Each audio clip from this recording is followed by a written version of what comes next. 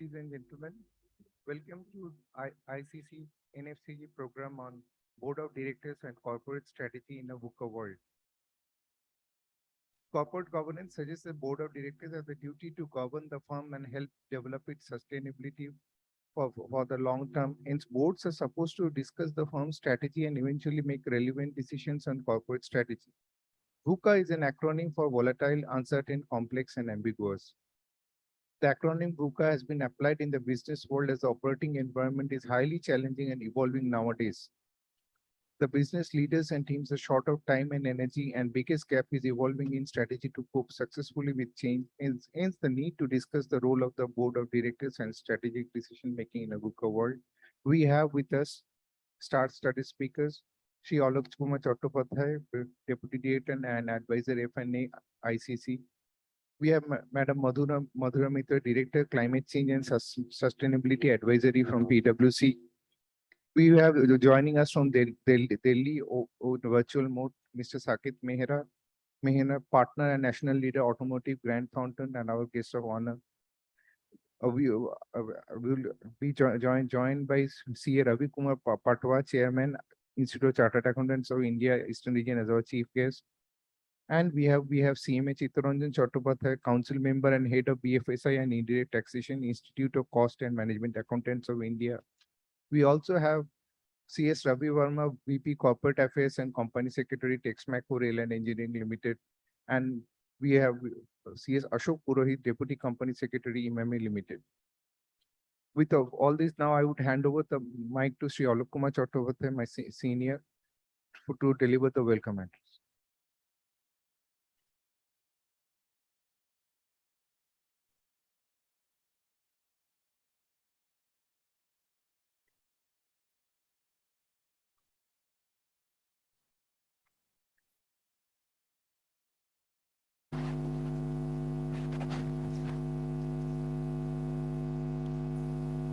CA Ravi Kumar Patwa, Chairman, ICAI, Mr. Lizard. Of course, Mr. Saket Mehra, I am mentioning his name, but he will be joining on hybrid from Delhi. Mr. Saket Mehra, Partner and National Leader, Automotive, Grand Thamsa. Mrs. Madhura Mitra, Director, Climate Change and Sustainability Advisory, PwC. CMA Chittaranjan Chattopadhyay, Council Member and Head of BFSI and Indirect Taxation, the Institute of Cost Accountants of India. CS Ravi Verma, VP Corporate Affairs and Company Secretary, Texmaco Rail and Engineering Limited. I think he will be joining later, na?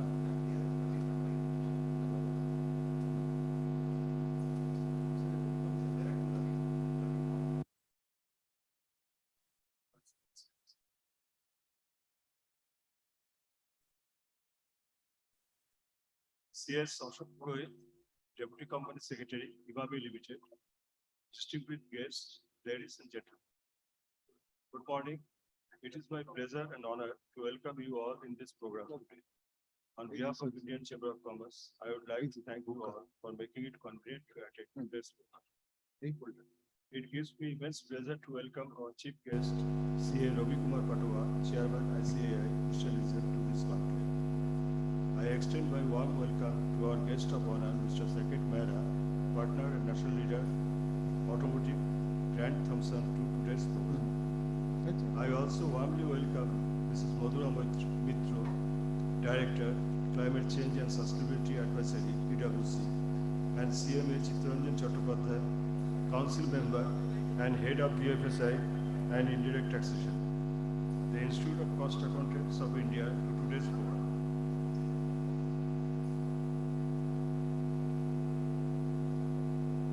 I also extend my warm welcome to CS Ravi Verma, VP Corporate Affairs and Company Secretary of Texmaco Rail and Engineering Limited, and CS Ashok Purohit, Deputy Company Secretary, IMAMI Limited, to today's program.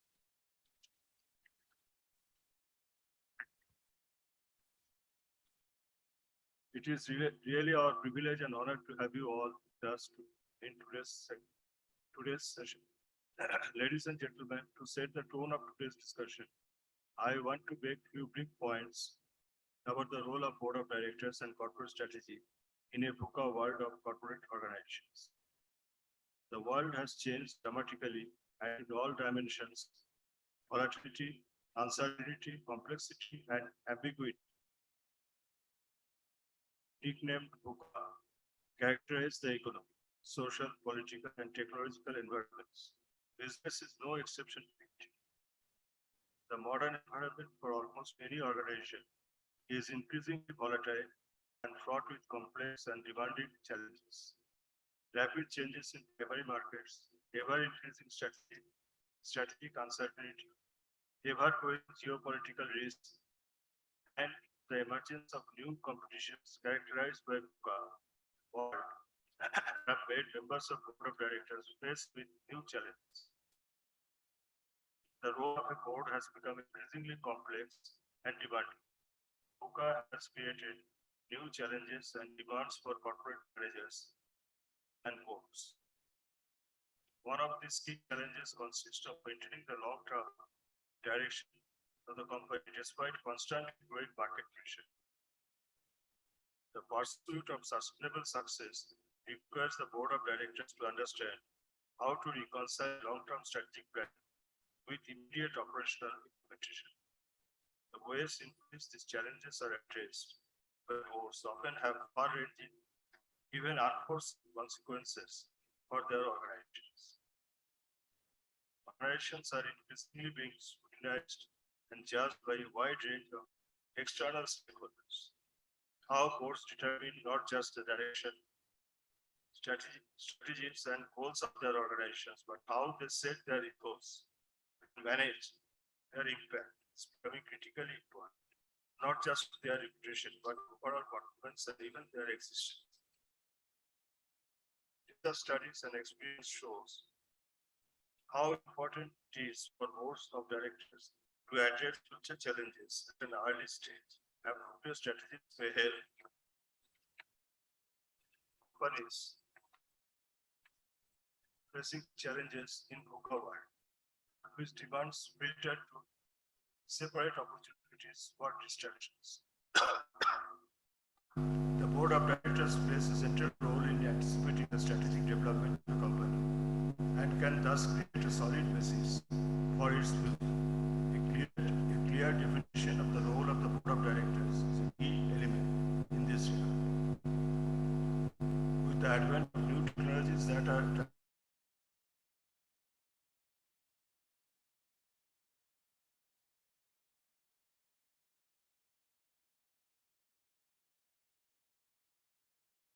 in order to make better direction with the organization.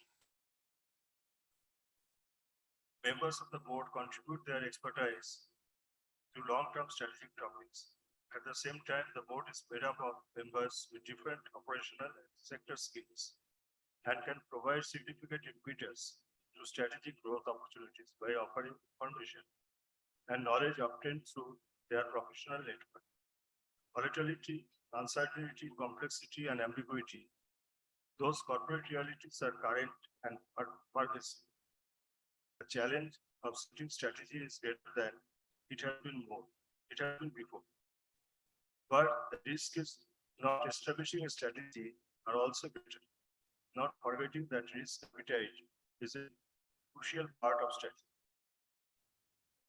The once identifiable boundaries of our marketplaces have become permeable and are shifting continuously.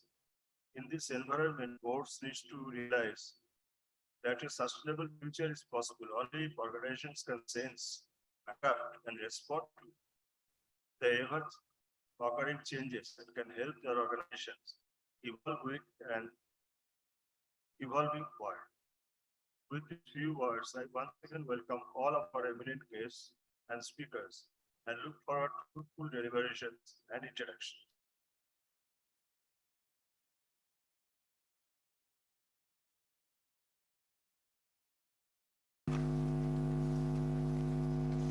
Now I would request Madam Madhura Mitra to deliver her thoughts, please.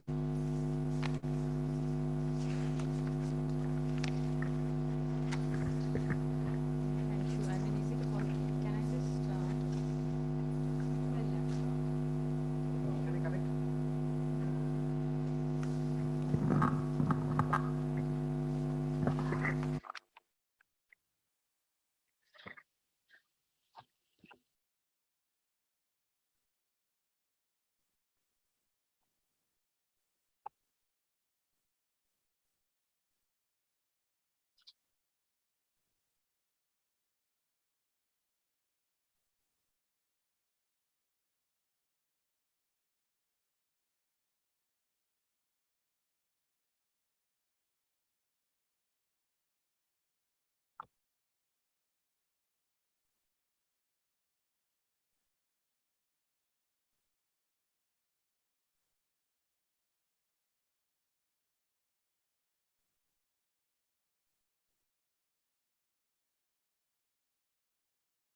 Hi, very good morning to all of you. Uh, as you can see on the slide, the topic that I will try to discuss with you all today is corporate sustainability strategy. Of course, keeping in mind the context of VUCA. Somehow this word VUCA, kind of reminds me of the word VUCA, yeah, it's so similar, right? When you use the acronym. Why I say so? Because, the in certain cases when there is a lot of uncertainty and complexity in the overall environment that we live in, it sometimes and very often actually leads to hunger. And we have seen that. Before I get into the main slide, I'll share one experience that I'm kind of going through now. And I was sharing with my fellow speakers also in the morning when I met them, that I work in Jharkhand. And there's a district called Ramgarh in Jharkhand. The district is known for mining, coal mining. And since I work in the space of climate change, I was trying to see two things there. One is if India, India has certain commitments, to reduce the overall greenhouse gas emissions by a certain percentage by 2030. Then India has also committed to net zero emissions by 2070. So if all these have to happen, then India has to come out of coal. Coal is the main source of livelihood for millions in India. And it is a generational, kind of an employment, field of employment. If the father works in mining, then the son also works in mining and so on. The grandson also works in mining. So Ramgarh is such a district where through generations, people work in mining. Now, so within 3 kilometers of these mines, there are no agricultural fields, but beyond 3 kilometer radius, agricultural fields start. So once, for example, if India starts coming out of coal, all these mining, these fields will all be closed. So what will happen to these workers who are there now working for mining? Now, the natural answer is, okay, there are a lot of agricultural fields just beyond 3 kilometers of the radius. They can work in those agricultural fields. They can go back to agriculture. But the problem is again climate change. Because of climate change impacts, because of intense drought spells, because of erratic rainfall, agricultural output also has come down drastically in Ramgarh. So if India has to meet their, the country's commitment, if India comes out of coal, all these, workers, if they try to move back to agriculture, no, they can't. Because agriculture is not the best livelihood option for them. Then what needs to be done? We need to build capacities of these, of agriculture as well. It's not only committing to our net zero ambition, but also build capacities of these farmers from now on. If we have to decarbonize, if we have to meet our, goals, then we have to start now. And how do we start?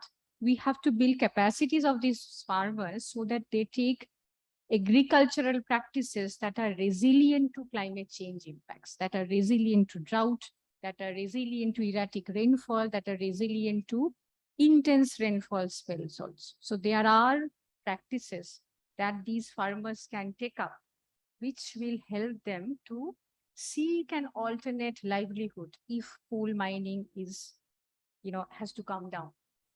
So it is not just transitioning, but transitioning with justice, and that is called just transition. That's another word that has come, which is called just transition. So if that has to happen, it is not just coming out of coal, but ensuring that they have a livelihood. And to ensure that they have a livelihood, we need to build their capacities in different kinds of agricultural practices, not the conventional practices, even for paddy. Even for paddy, the conventional practices are extremely water guzzling in nature, and you do not have so much of water. So we need to look at practices that consume lesser water, that consume lesser chemical fertilizers, so that we can maintain soil health. So for this, what the corporates should do? because we are talking about corporate sustainability strategy. The corporates, because they all spend money in the name of CSR. And what we usually do with this CSR money, which is 2% of their net profit and all of that. That's a lot of money, for many companies. So many companies in our country, they just donate, in the Prime Minister Relief Fund. They also, in certain cases, build schools, and flood shelters and all. So education is one field, plantations and all, they do a lot of plantations within the periphery of their organizations and all. But if they can extend that a little, at least for proximate industries who are there in Jharkhand, who will be in future impacted by all these drought and all, they should come a little, they should just go beyond their boundary a little, and they have to work at a water basin level. And that's where the water basin level concept comes, that you have to come out of your boundary. You have to look at your water basin, and that will help them. How will that help? Because if you build, water conservation structures, if you help these farmers build climate resilient practices, your own water availability in future will increase. With the fact that they will also depend on water. Everyone depends on water. Every manufacturing industry depends on water. Service industry also. So if that has to happen, if the water table has to be maintained, they have to come out of their premises, they have to look at the water basin, and they have to have a strategy to come out of their boundary. They need to know that there is a problem around drought and water spells and rainfall spells and all of that. So they need to carry out something called the baseline assessment. So the first thing that we need to do to know the problem around us and come beyond the the boundary of their operations, we need to know the baseline. And knowing the baseline is for different activities. You need to know the baseline for water consumption. You need to know the baseline for energy consumption, for emissions, for waste. All these, we need to know where we stand now. And that is not enough. That is your own consumption. You need to go beyond the boundary, and you need to do something called a risk assessment. You can do a climate risk assessment that will cover all of this. You can do a water risk assessment. So let us do a risk assessment to know where we stand. That's what the corporates are trying to do. The corporates who are slightly more knowledgeable than the rest of the lot. So that's the first thing. Assess your baseline. Know your baseline, where you stand now. So that's the first build, of these 4 building blocks. So once we know, then we can come out of the boundary, do something at the water basin level that will help them, that will help the community, and that will help us future-proof our business. Then comes, once we do the baseline, then it's very important to anticipate the future. As precisely as possible, we need to anticipate the future. And how do we do that? There are several models available, predictive models, on all, aspects of environment and society and all.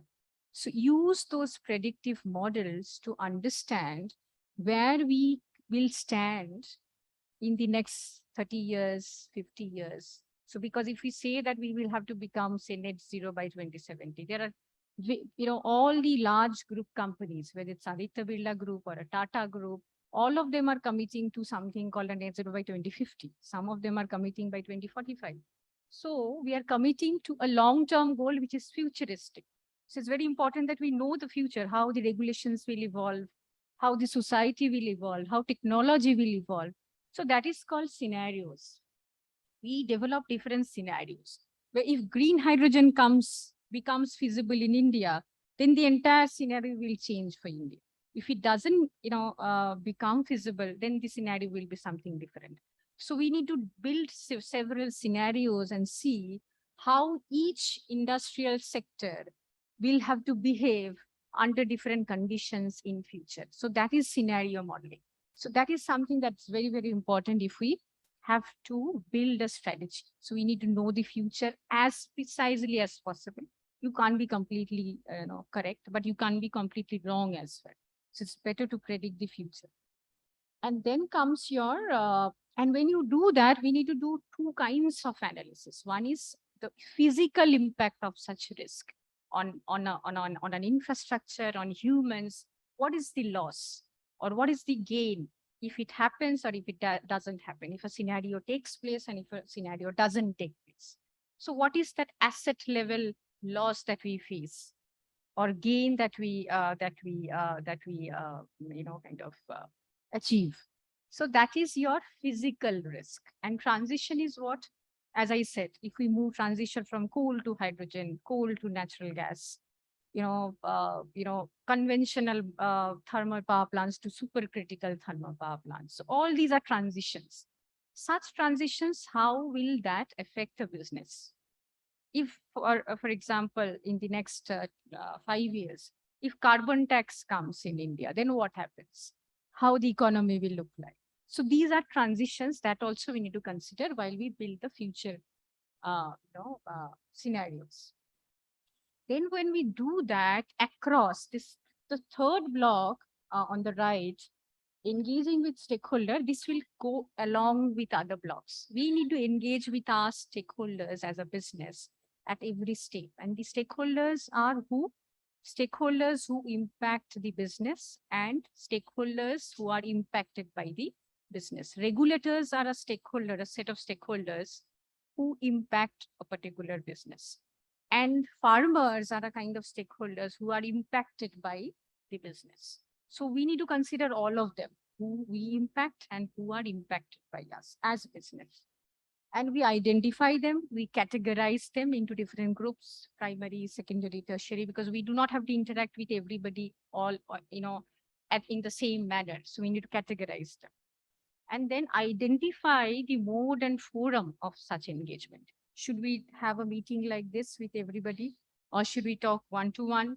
Or should we just send a newsletter? What do we do? What is that mode and forum of engagement? And then we have to engage. And how does it help? It helps us identify, the material issues that we need to consider when we build our policy. I remember that was in 2013-14. I was working for Tata Steels, in Jamshedpur. I was developing their materiality, metrics. And and interestingly, what we found out was that during engaging with the stakeholders, especially communities, that within Jamshedpur, Tata Steel, as you know, they are the government. They do everything for Jamshedpur.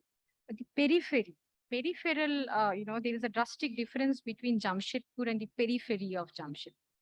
So what came out, as a part of the materiality assessment, that they have to focus more on the peripheral, part of Jamshedpur, because there is a drastic difference in the socioeconomic conditions, in availability of resources between Jamshedpur and the periphery.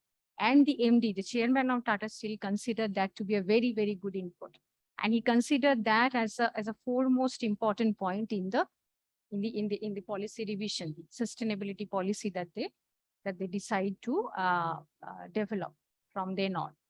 So that is how a stakeholder engagement exercise helps. You get to know issues which you might not be always discussing at the board level, but you get to know from different stakeholders, and then you take an action on that.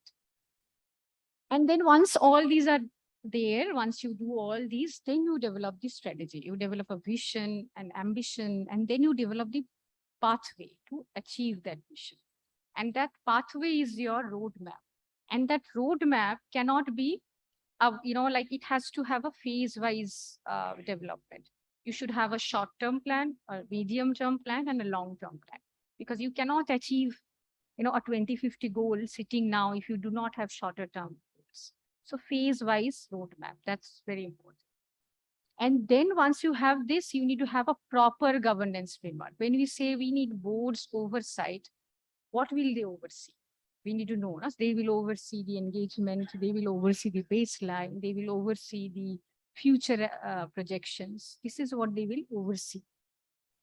And then they will oversee your ambition, they will oversee what are the short-term plans, medium-term plans. So once we have all these, then we develop the governance framework that board will do these 5 things. the management committee will do these 2, 3 things. And then the execution committee will do these 10 things. This is how we develop our final governance framework. And finally, once we do all these, then what happens is this.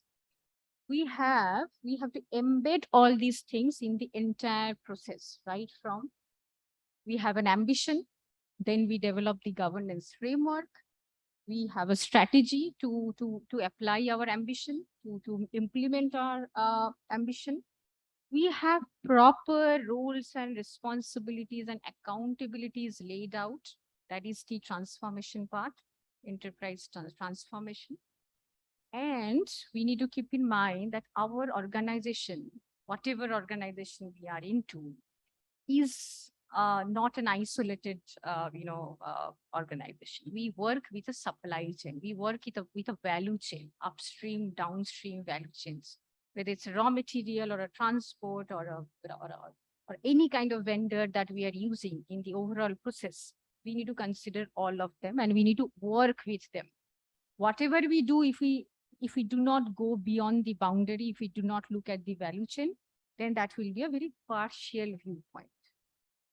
And then innovation plays a very important role. And that's very interesting. When I have got the chance to work with many large organizations and corporates throughout my career, and I have seen that innovation is where, I mean, at least when we talk about different kinds of clean technologies and all, we wait for Aramco to come out with a technology that we will buy once it is commercialized.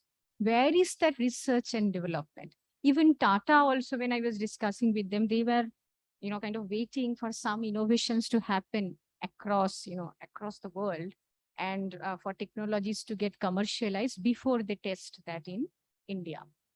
So that's very important that we need to allocate financing for research and development. If we do not do that, if we wait for the rest of the world to do that, then we will not get much time. Once the technologies are ready, then it's like, we will be almost there, say, for example, if 2050 is the goal and the technology comes by 2045, then you get only 5 years to implement that.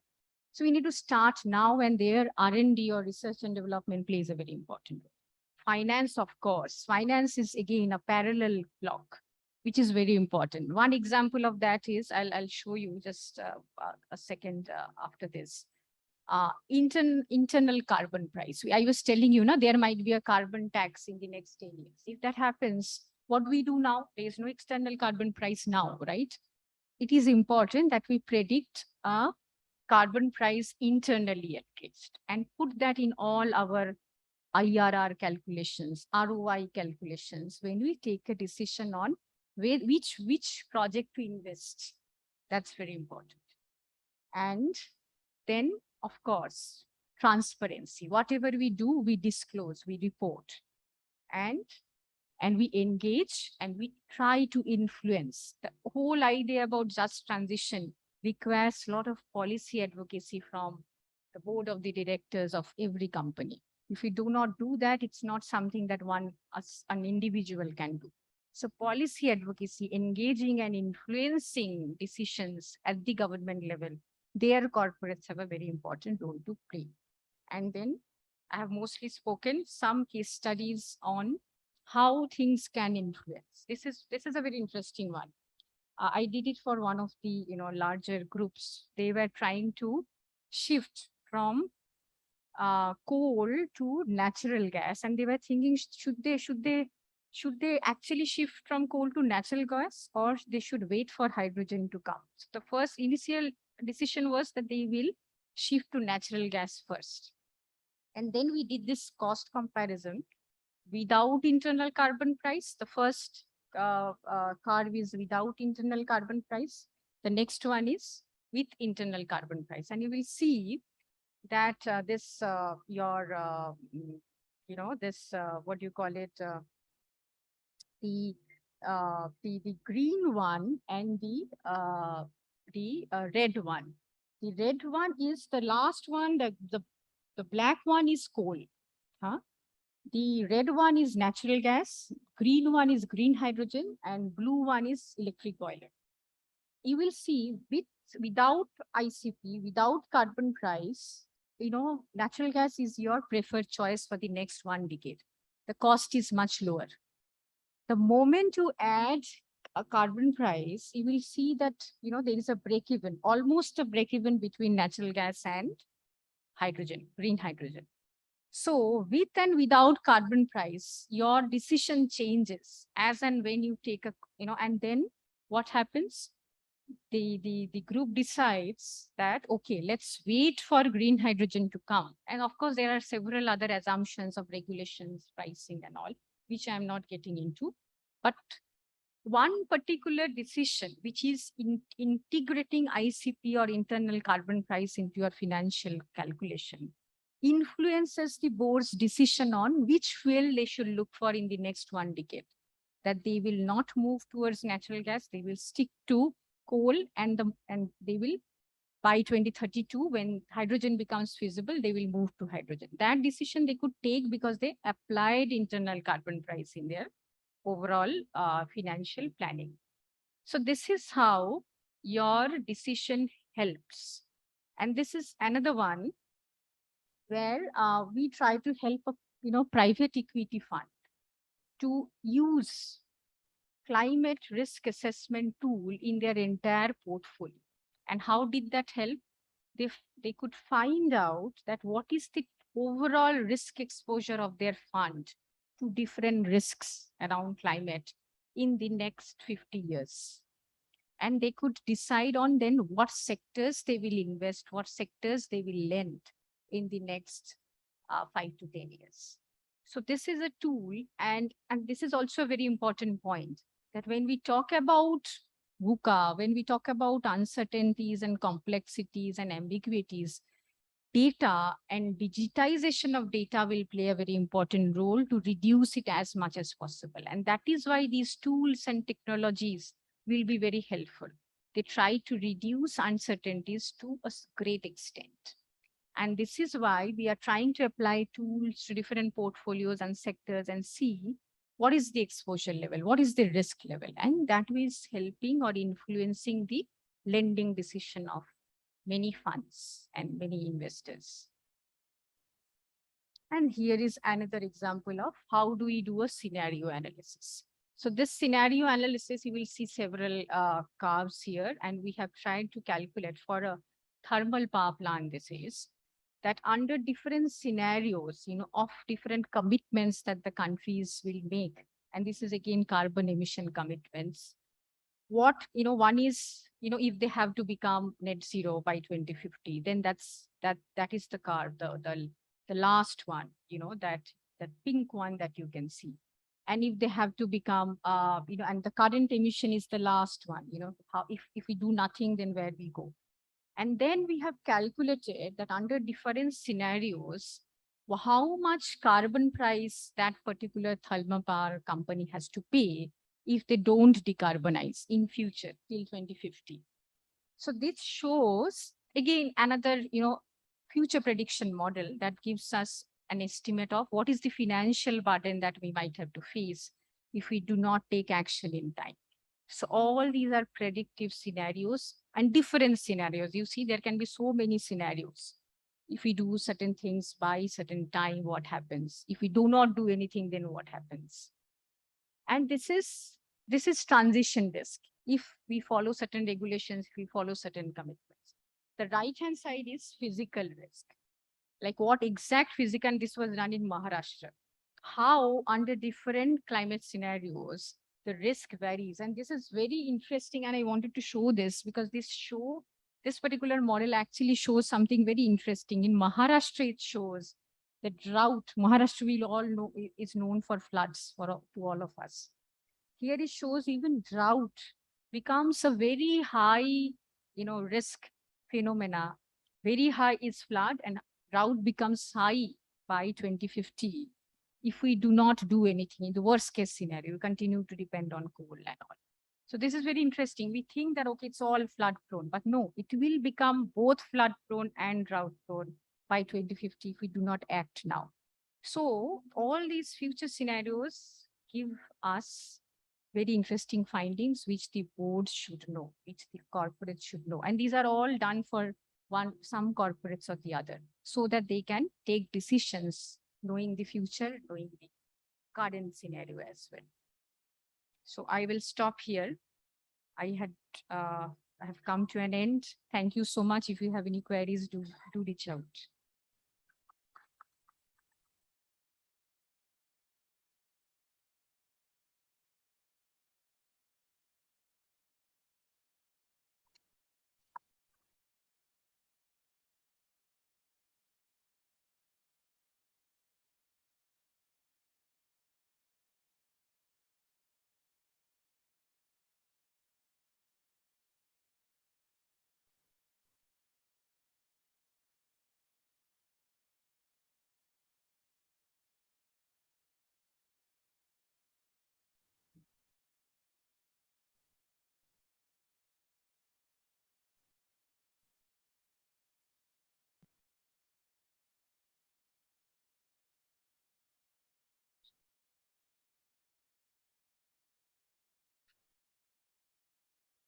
Thank you, Madam Madhura Mitra. Now we have joining us from Delhi, Mr. Saket Mehra, partner and national leader, automotive, Grant Thornton, our guest of honor. Mr. Mehra? Mr. Yes, Mehra, you yeah. can hear me fine. So now I'm handing over the mic to you, sir. Please carry on. Thank you, sir. A very good morning. I hope I'm audible.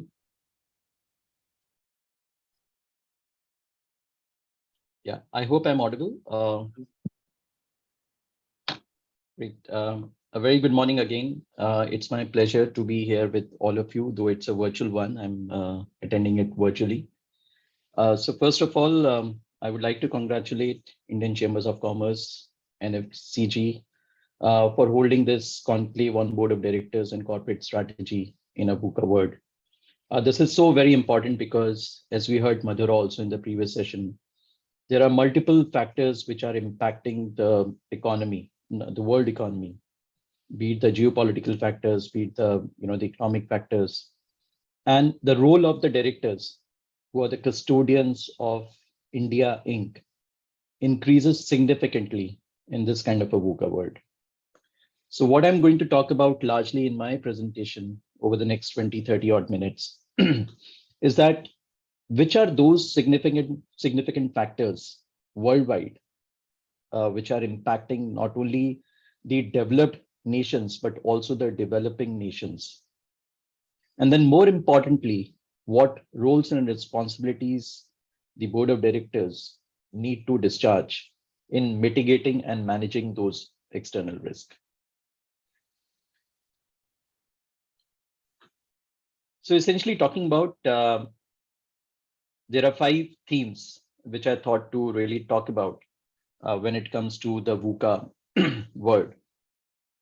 I think if we go to the point number 1, which is more in terms of the global economic scenario, the current economic scenario. We all have been hearing, we all have been understanding how the developed nations, be it US, be it the European nations, have been faced with the risk of recession. And this situation is not an outcome of an overnight decision. There are a sequence of events which have led to this kind of a situation. And certainly what happens in US impacts the entire world. If we look back, some time back when there was a kind of a rescue plan, which was announced by the US government, that kind of a rescue plan actually contributed towards tightening of the labor market and also induced the supply chain shocks, resulting into energy prices going up. And that impacted every country in a way. Relatedly, if you look at what happened earlier in the year when Russia kind of invaded Ukraine, that also led to a geopolitical situation arising. Why? Because a lot of Western countries imparted some kind of a sanctions against Russia. One may say that India remains completely insulated, but that's not the case, and I'll talk about that. But if we look at purely from a European market, the average European who used to spend on energy cost, the energy cost has gone up by almost 3 times as compared to 2019. So that's a kind of an impact each individual or a family is going through in Europe. From an India standpoint, if we look at over the years, I mean, particularly in Q1 and the Q1 performance was recently released by the NSO. Our trade deficit again is on a significant high level. Quarter on quarter, month on month, we are seeing how the trade deficit is kind of increasing, and it is expected that by the end of this financial year, which is FY23, the trade deficit might reach to almost 4% of our GDP, which means that there is going to be a stress on the foreign exchange reserves. There is going to be an impact on the balance of payments, and there is going to be an impact on the rupee depreciation. Now, fundamentally, though, as an economy, we have done well. If you look at the Q1 numbers, which got released some time back, we had a excellent GST collections. The direct tax collections were also up by almost 48% year on year. GST, we have been having almost 1.4 lakh crores, sequentially month on month. The IIP numbers are all positive. But I think what is really impacting or hurting the companies is the cost. And that's possibly the risk of inflation, which is hurting most of the companies. And it's not really the recessionary environment, it's the cost of the inflation.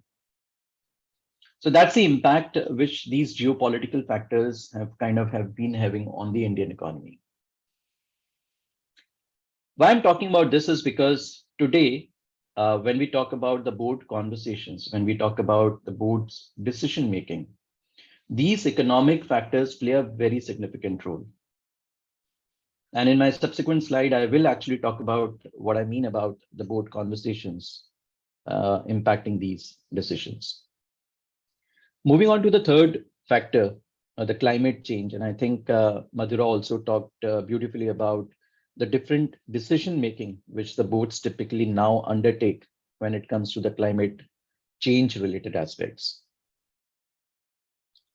Though India has committed itself towards becoming carbon neutral by say 2070, there is still a lot of push which is required for the economy to really achieve that as a target.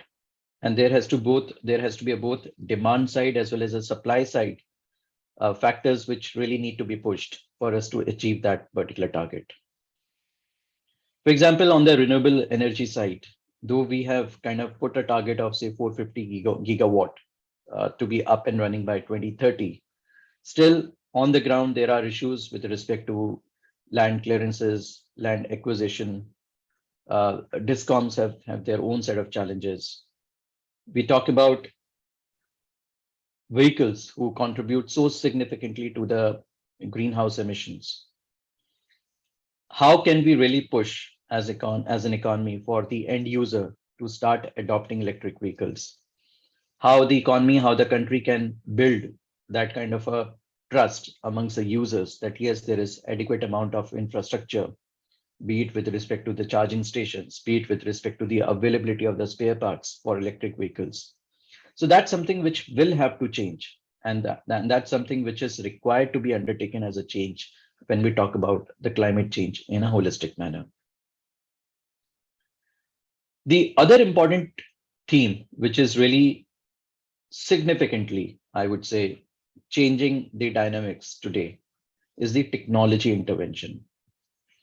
And when we see technology intervention, we all know how technology is playing a so significant role. Over the last 2 years of pandemic also, we have seen how the adaptability and acceptability of technology on personal front, on professional front has undergone so significant change. If we go through some data points, I think the data points do talk about that, for example, IoT, which is more about connecting the different devices, the different components onto a common source. as an industry is going to be almost a $11 trillion industry by 2030. And there are multiple uses, as we all know, where IoT or Internet of Things is being used as a technology in different industries, be it pharmaceuticals, be it healthcare, be it manufacturing, be it real estate, and we talk about Industry 4.0. One of the significant industry which is using IoT today is the agriculture industry.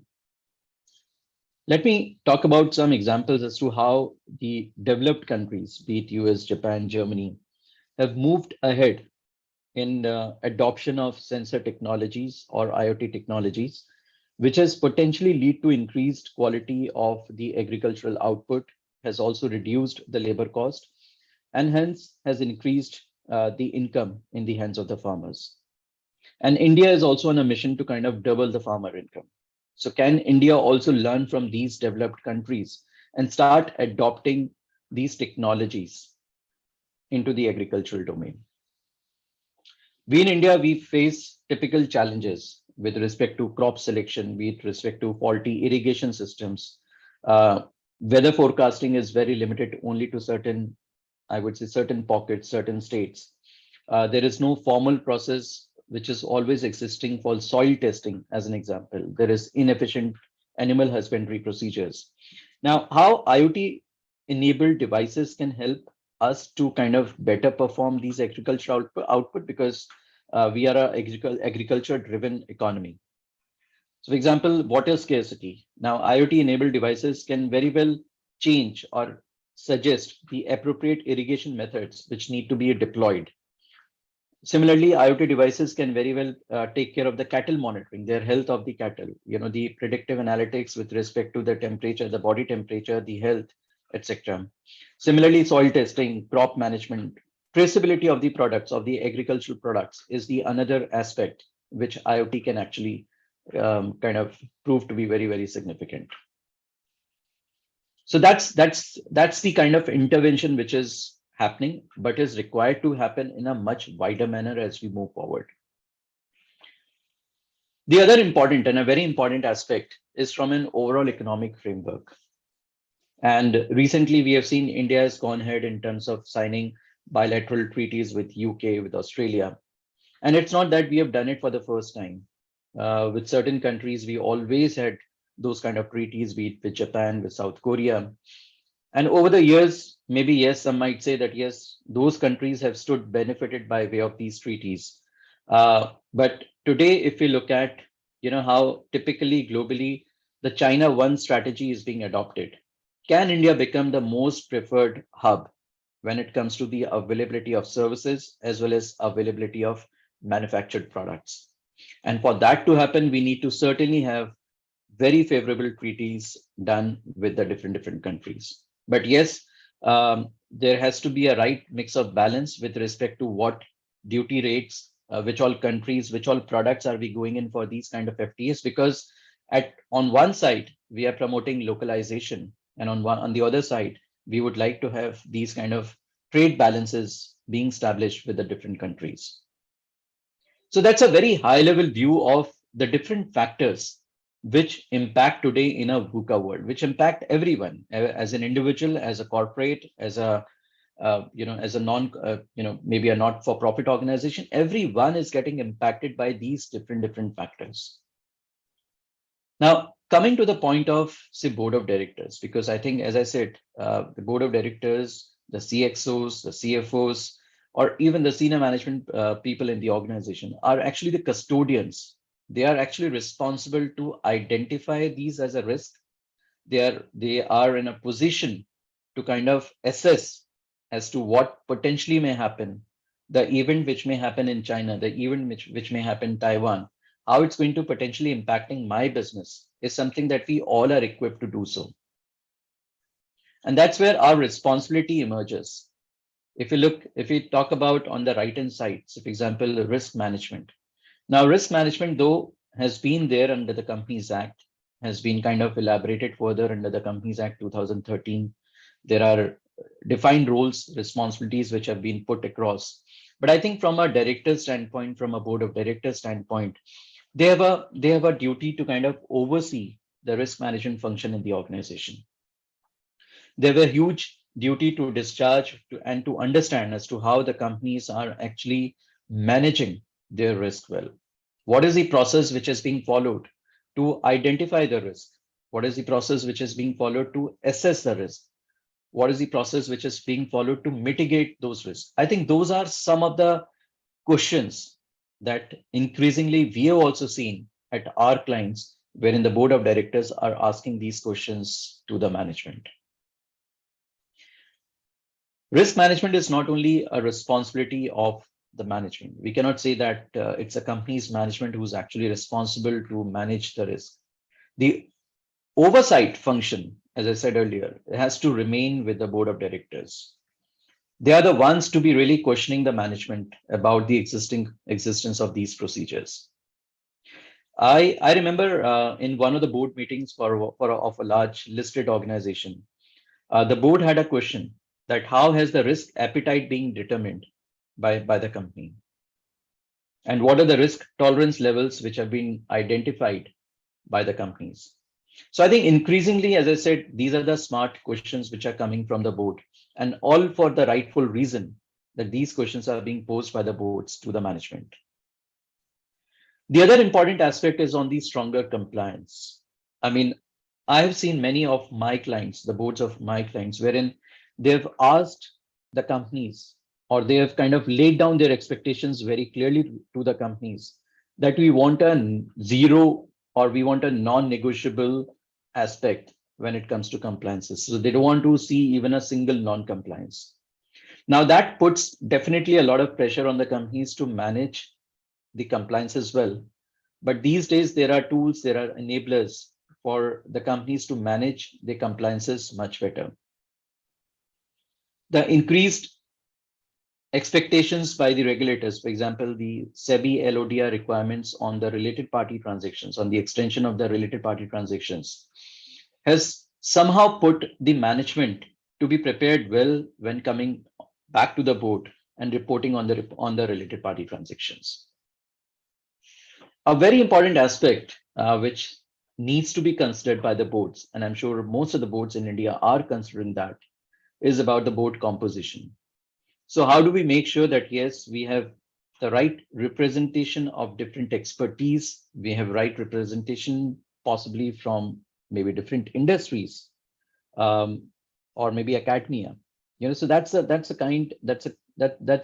something which has become so very imperative when we really look at the board composition. Diversity and inclusion certainly has become absolutely important. So how do we make sure that, yes, there is a right representation on the boards with respect to, as I said, people of different expertise, people from different background. And it's not only the people with the financial background, it's also the people with the technical, somebody maybe who's coming from a branding background can play a very significant role in managing or identifying those risks for the companies on which they are on the board. Similarly, on the left-hand side, it's a board culture. So how open are the board members really to kind of put across their point of view? I mean, is there a culture of open dissent which exists or which doesn't exist? Decides the board culture. Can I actually raise my voice as an independent director and question certain decisions which are being proposed to be undertaken by the companies?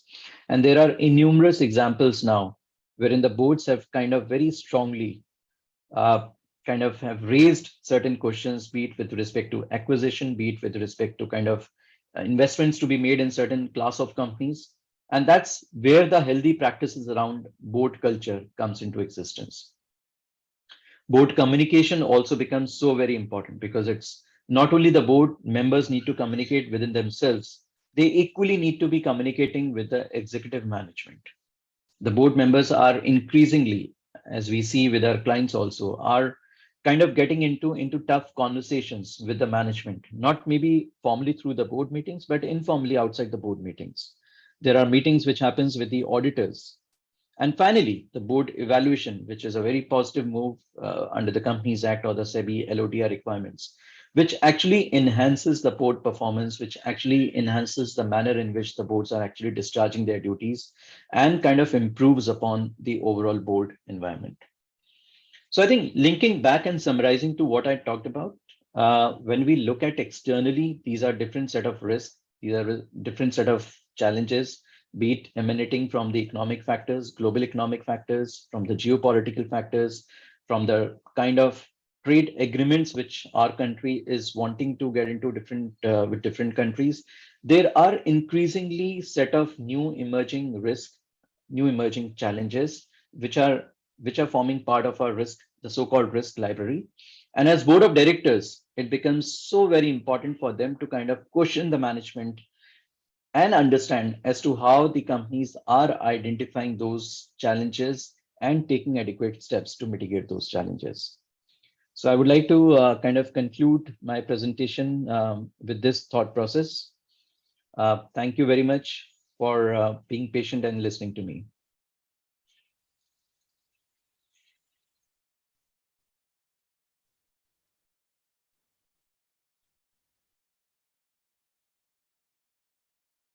Thank you, sir.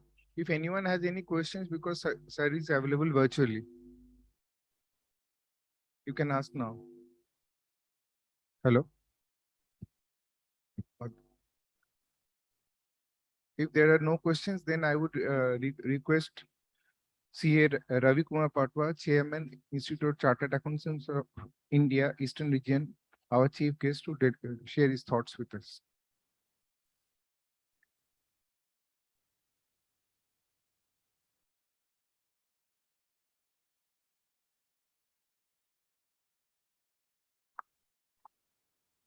Thank you, Mr. Ghosh.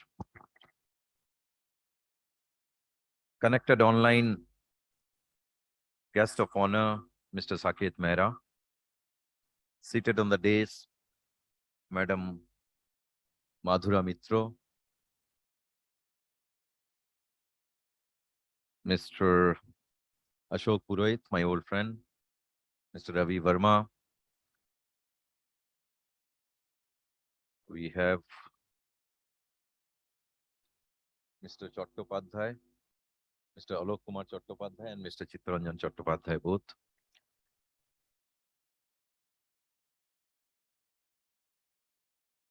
Representatives of corporate houses and businesses, ladies and gentlemen. A very happy morning to all of you. Friends, I have been asked to speak on boards, activist investors, and strategic decision making. And I'm sorry, I'm not having any presentation to make. I'll just speak from my heart what I feel about. You know, this concept of activist investors has been there in the developed world, in the Western countries for quite some time. But over the last couple of decades or so, it is gaining importance in our country as well, and gaining importance by the day. Activist investors, they project themselves as the saviors of shareholder value. And whenever they feel that there is an erosion in the shareholder value, or they foresee a probable likely erosion in the shareholder value, they start asking questions to the board. And not only that, not just the erosion, when they believe that the shareholder value has not been properly unlocked by the corporate houses, they do ask questions. And post-COVID, this e-voting tool has become a big tool in the hands of activist investors. Vote no campaigns and proxy fights are common today. Every day we are hearing about it. Now, if we go back and think of the corporate world 50 years back, there were holy cows, even 20 years back, I would say.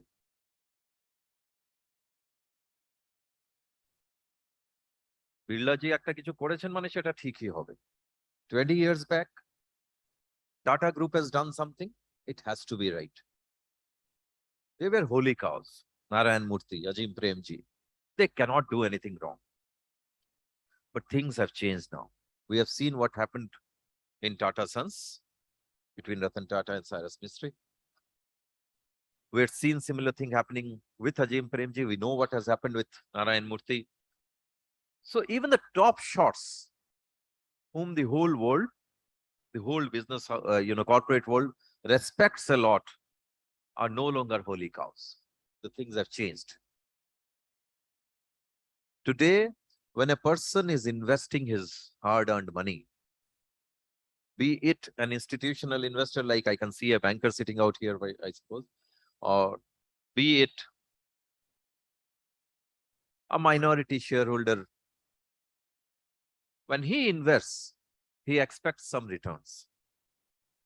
And when that return is not forthcoming, he starts asking questions.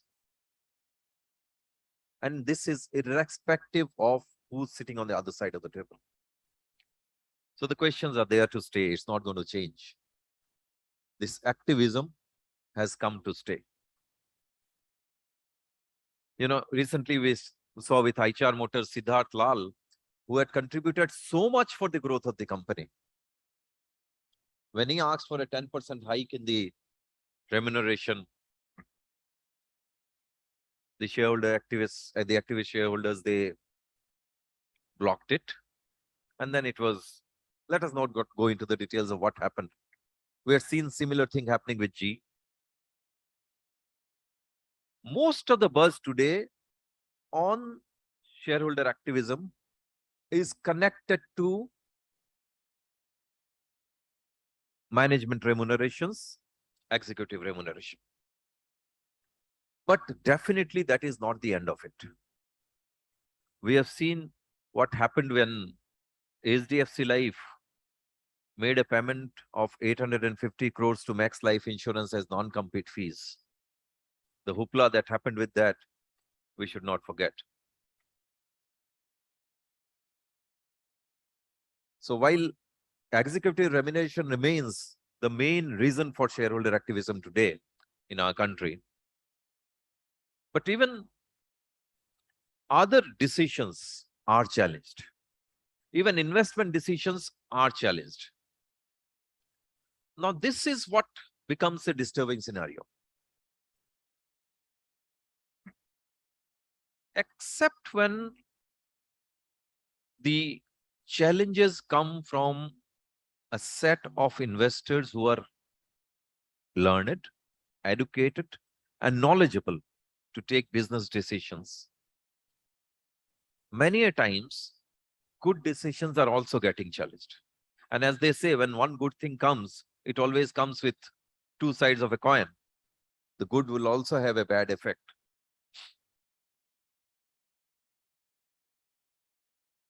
And even the decisions of independent directors, the appointment of independent directors are getting challenged now. And not the, not so unknown independent directors, even the most high profile people, their appointments are getting challenged. If you remember the past former SEBI chairman, UK Sinha, his appointment as independent director in Vedanta was challenged. It was only because Mr. Agarwal had sufficient 63% holding at that point of time that he could still, despite all the challenges from the activist investors, he could still had him appointed for the third term. The ex-CAG, you know what I'm talking about, IDFC. Now, Vinod Rai, after 2 terms as chairman of IDFC, was challenged because the investors felt that the value unlocking has not happened in IDFC the way they were thinking it should happen. So the question comes, why are all these things happening?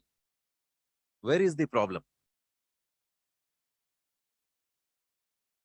I personally believe that there are 2 important things which we have to think of, and there are many other sub-items that we should be talking about.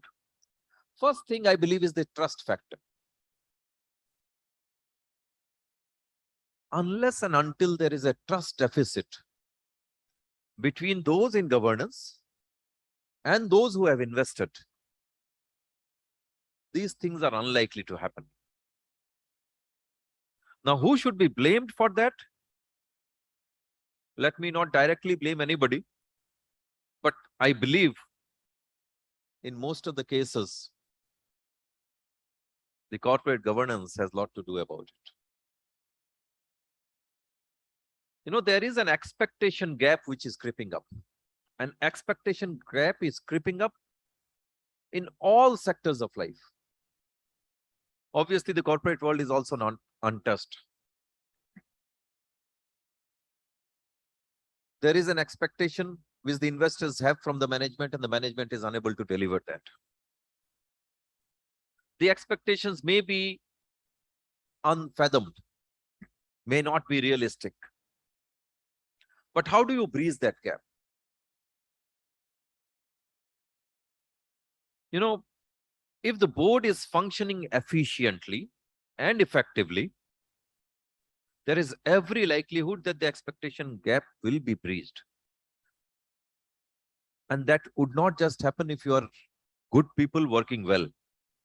For that, we need to interact with those who have invested. There has to be transparency and openness.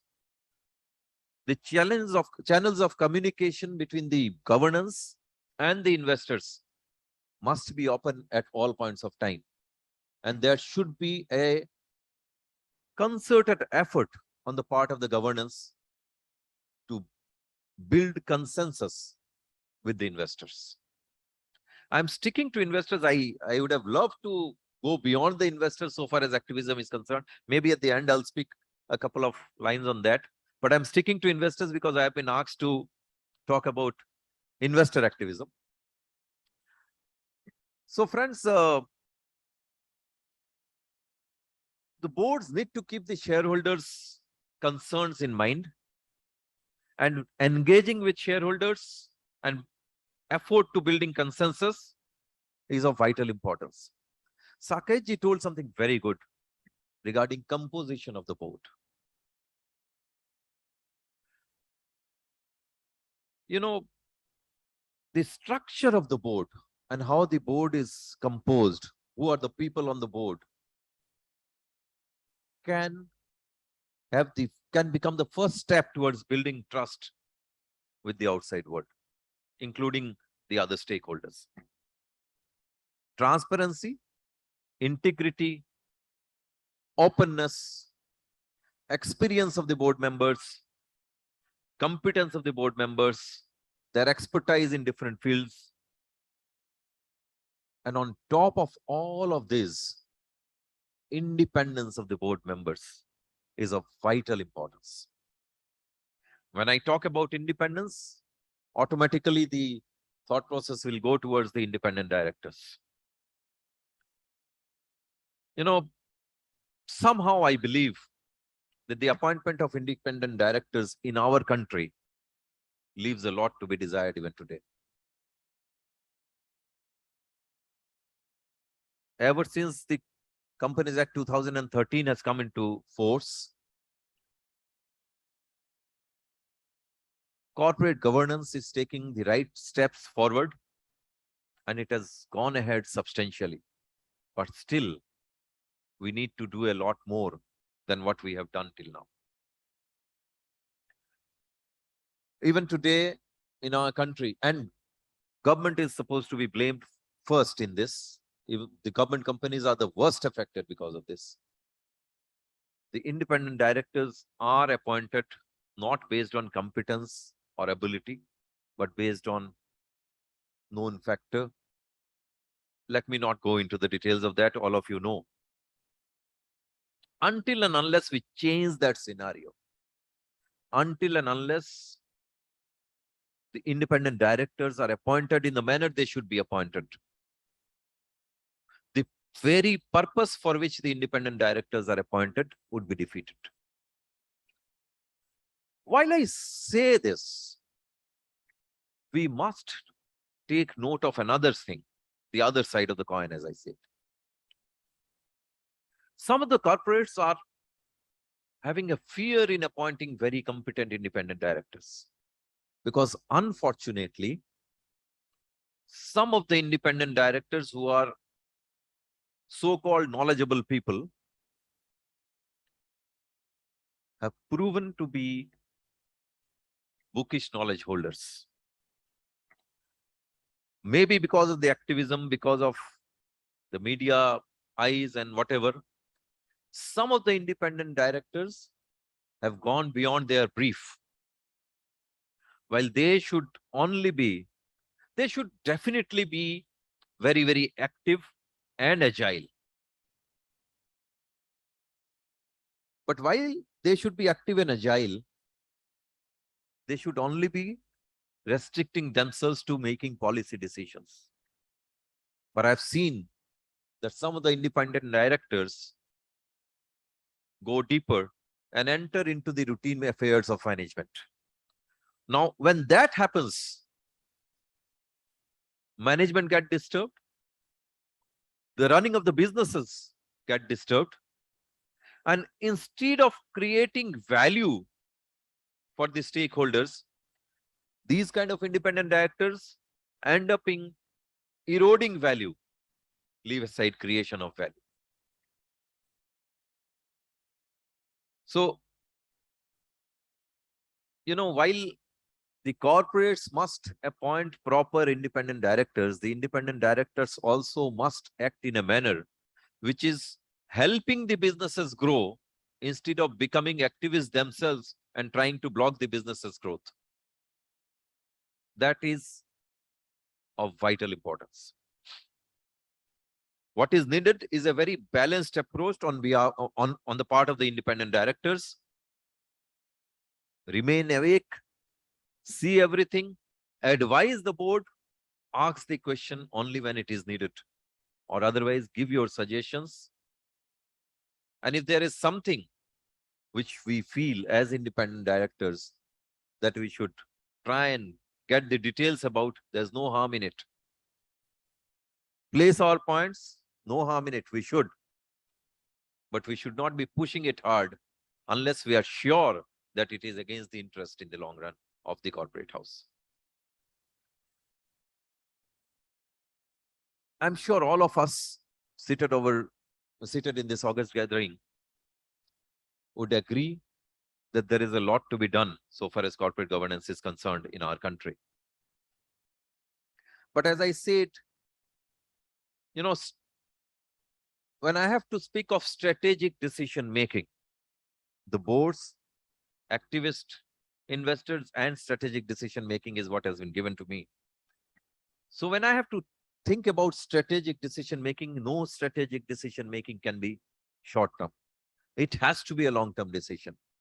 And when we think of long term, we must keep stakeholders' interest in mind and not just the shareholders or investors, be it an activist investor or otherwise, or the promoters or otherwise. All the stakeholders are important. At the Institute of Chartered Accountants of India, today, most of you would be thinking that we deal with the figures, the profits, the money. Let me tell you all that we are not only dealing with money. We are not only talking about money. We are not talking only about profit, but we talk about profit, planet, and people. All the 3 Ps. Post-pandemic, ESG has gained a lot of importance. And all of us know that the top corporates have to report on environment, social, and governance issues. Why I came here to stakeholders' interest from only shareholders' interest is that when as a corporate house, we have to make some decision. While the interest of the investors will have the prime focus, we must also remember that if a company goes on earning profits and hefty profits, but it does not think about the people it is working with, it does not think about the environment today, it does not think about the world at large, it does not think about the carbon emission, if it does not think about the overall growth of the country as a whole as well, that corporate is not going to survive or do well in the long run. So all strategic decision making today for all corporates must be thinking about sustainability. Sustainability is the only way out for the corporates to have a lasting future. And very rightly, the Securities Exchange Board of India on 25th of July itself has come out with the notification whereby social audit will become compulsory. The Institute of Chartered Accountants of India is developing the social audit standards and also the curriculum for the social auditors, the exam for which will be taken up by NIFM.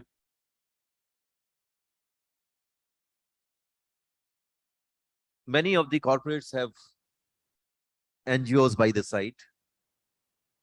That is also going to change. The NGOs used to collect donations. We are going to have the social exchange very soon. And there we will have zero coupon, zero principal bonds coming up instead of donations. You will have no coupon, that is no interest, and no principal that will be coming back to the investors. So that is nothing but donation. But when we donate, we do not have the right to ask on how the money is spent.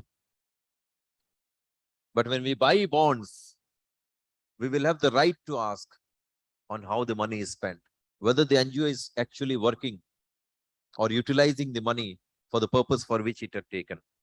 Social audit will have a big impact in that also. To conclude, I can say that the corporate houses in India are in the process of getting better. Companies Act 2013 has a lot to do on it. I'll say that our country is progressing towards taking up the leadership of the economy of world. And these changes in mindset are very, very important. Today, it is most important for the corporate houses to think that আমি আমার একজন বন্ধুকে independent director বানিয়ে আনলাম আমার কোম্পানিতে, ঠিক আছে, ও হয়তো আমাকে কোনো ডিস্টারবেন্স করবে না, but is that actually going to pay to the corporate house in the long run? Or will it be better to have a competent person? He may not be your friend, but he will be your guide. He will actually take the corporate towards the path of success in the longer run. That mindset change is of paramount importance for corporate houses today. And only if that happens, then we know we will go on to the path of making our corporate a real sustainable world in the long run. Because as individuals and as corporates, we all need to contribute towards the society and towards the nation. 21st century is going to be the century of India. These changes are important for us. Once these changes take place, we Indians will rule the world. And the Indian corporates will be the world leaders in the economy and in the corporate houses of the world. That day is not far. We are in that process already. Let us take it forward. Let us change our mindset. Let us take long-run decisions instead of short-run decisions. Jai Hind, Jai Bharat. Thank you very, very much.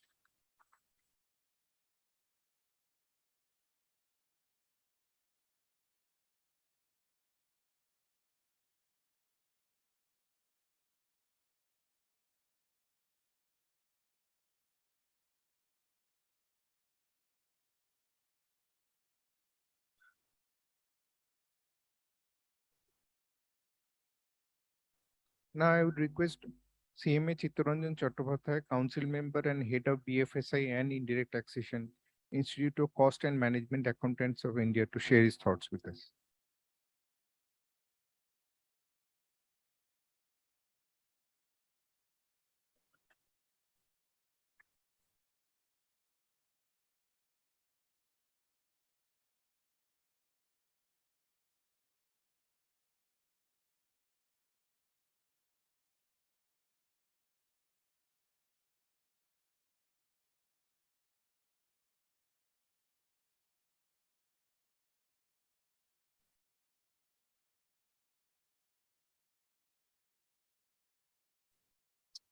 Namaskar. Now, very good afternoon. I'm thankful to Indian Chamber of Commerce for giving me an opportunity to just teach on certain issues on this particular strategies on VUCA world. My esteemed speakers on the dais and esteemed participants, esteemed guests of the dais, ladies and gentlemen. Once we talk about strategies in VUCA world, I would like to touch upon certain, issues which has been already discussed, raised by my esteemed speakers, especially Mr. Mehra and Madhuri and just now Mr. Ravi. You see, everybody has advocated for one, that the world should be a very livable world. It should be planet should be livable. Planet should be more and more, healthy. And for that reason, many sort of strategies are required. Madhuri has already mentioned you regarding this Jamshedpur. I know that yes, Jamshedpur, what she has told, I have got the experience. A corporate leader leaving 7 corporates assignment. Now he's a farmer and he's actually under the foothill of Dalma. He has adopted 55 farmers family just go for organic farming, organic integrated farming. So he has really been following the sustainable development goal as enunciated by UNO. Again, Mr. Mehra he has touched upon a very important area. That's cost is one of going to be very important to strategy, cost management, cost optimizations in this world. Before the board also, it is going to be very important. So the composition of board also requires to be discussed, rather, I should say, that to be included, the strategic cost managers, those who will be able to guide the board. And our Raviji has touched upon a very important word, trust. Trust is a word, of course. This is a testing time for the professionals to show to the rest of the world that how far we are really trustworthy. Keeping all this in mind, I will not be taking much time because already I know that time is running after us. This, the VUCA world, when we talk about VUCA, we know that volatility, uncertainty, ambiguity, complexity, these are the words it is now there. But have we ever thought how our country, how the world has evolved? If we consider this world of 5,000 years, first 1,050 years, 1,250 years belong to golden age. The second 1,250 years belong to your silver age. Third 1,250 years belong to copper age. And these 1,250 years belong to iron age. So now the challenge before the whole world, is it really that VUCA world is now, it is a word which is which we have to discuss. Already in every day, corporates are actually fighting with this VUCA. Those who are in the corporates, those who are really trying to increase their bottom line, always there, this volatility, uncertainty, complexity, ambiguity they are doing. Then what's the reason why we should be discussing on this particular, what the strategies? Yes, because if you link with our mythological concept, then we have to go back to the golden age, where there was no, there is no trust deficit. There is no question of any other disbelief, and the world will run in a proper manner. So ultimately, I understand that the corporates are also taking part in this matter. And when we should be talking about this volatility, the rapid and unexpected challenges, one of the important issues, and the uncertainty, the pending change, the known, unknown, the conflict of known and unknown, and then ambiguity, too many unknown is another matrix. And other matrix is complexity, multiple key decision factors. So all these already been discussed in different way by my predecessors. I would not be touching upon these things in a very big way. Now, this, when we talk about this, what will be the events in the 4 VUCA categories? This is, I think, these presentations I have prepared, keeping in mind many things which is occurring, many literatures are available, many discussions, forums are, they are giving their many, they are floating many seminars and others on this VUCA.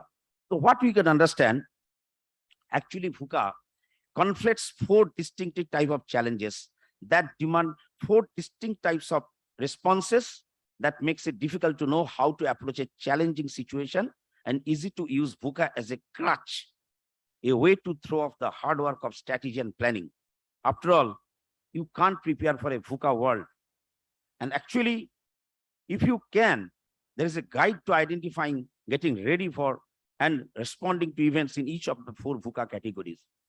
You see, when we talk about the characteristics in volatility, the challenge is unexpected or unstable and maybe of unknown durations, but it's not necessarily harder to understand. Knowledge about it is often available.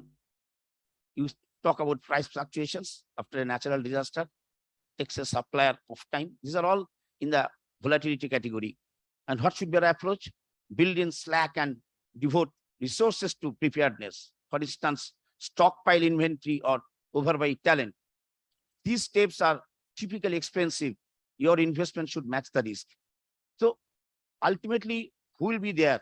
When the corporates are coming with their strategies, they're taking already all these steps. But these strategies in this VUCA world, we have to think that many of the characteristics, uncertainty, volatility, ambiguity, complexity, all these characteristics we have to have with us. We have to understand all these things. Unfortunately, we have seen whether people in entrepreneurship, whether people in the employment, this ambiguity, this uncertainty, this volatility, they don't have the proper thought process in their mind. So as a professional, as a responsible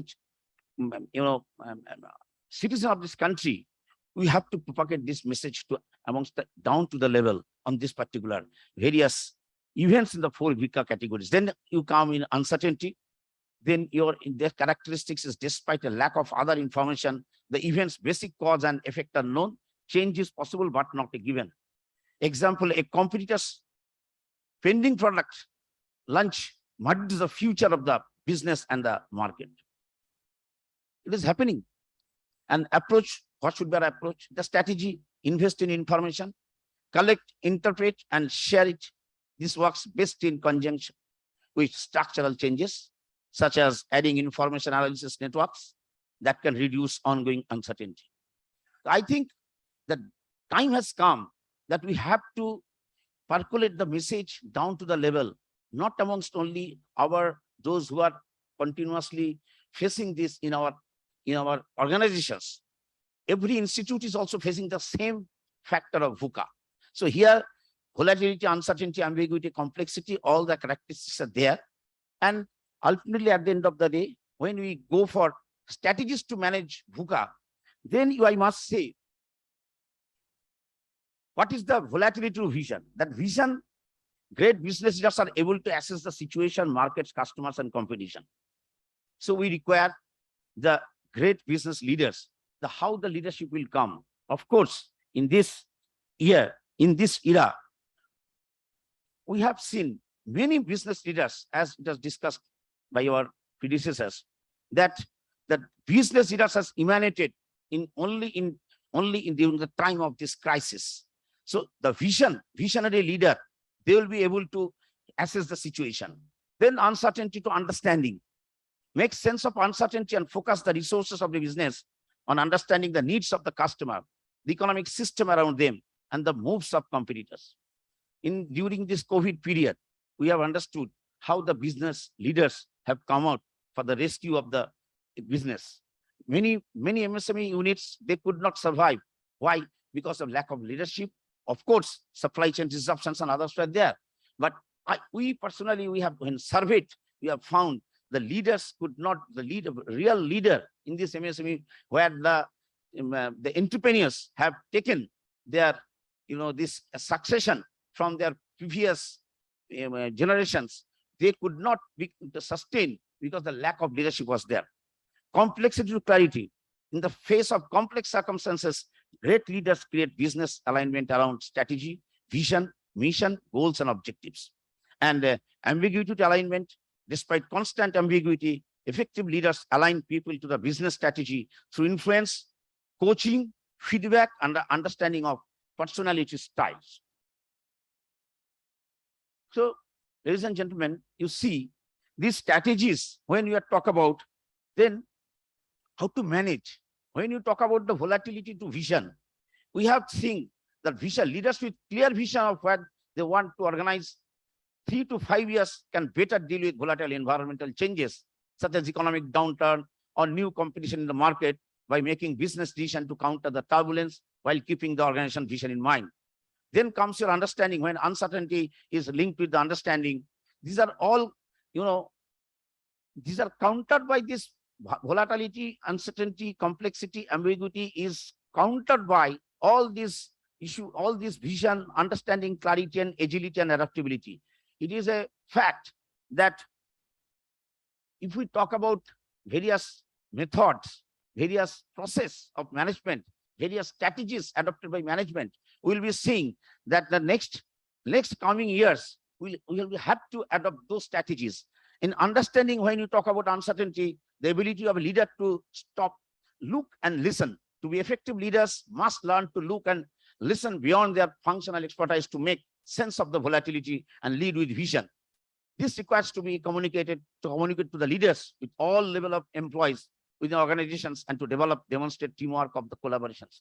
And that board level decisions, when you are talking about, in fact, the employees down to the level, they should be given to understand that what is their role.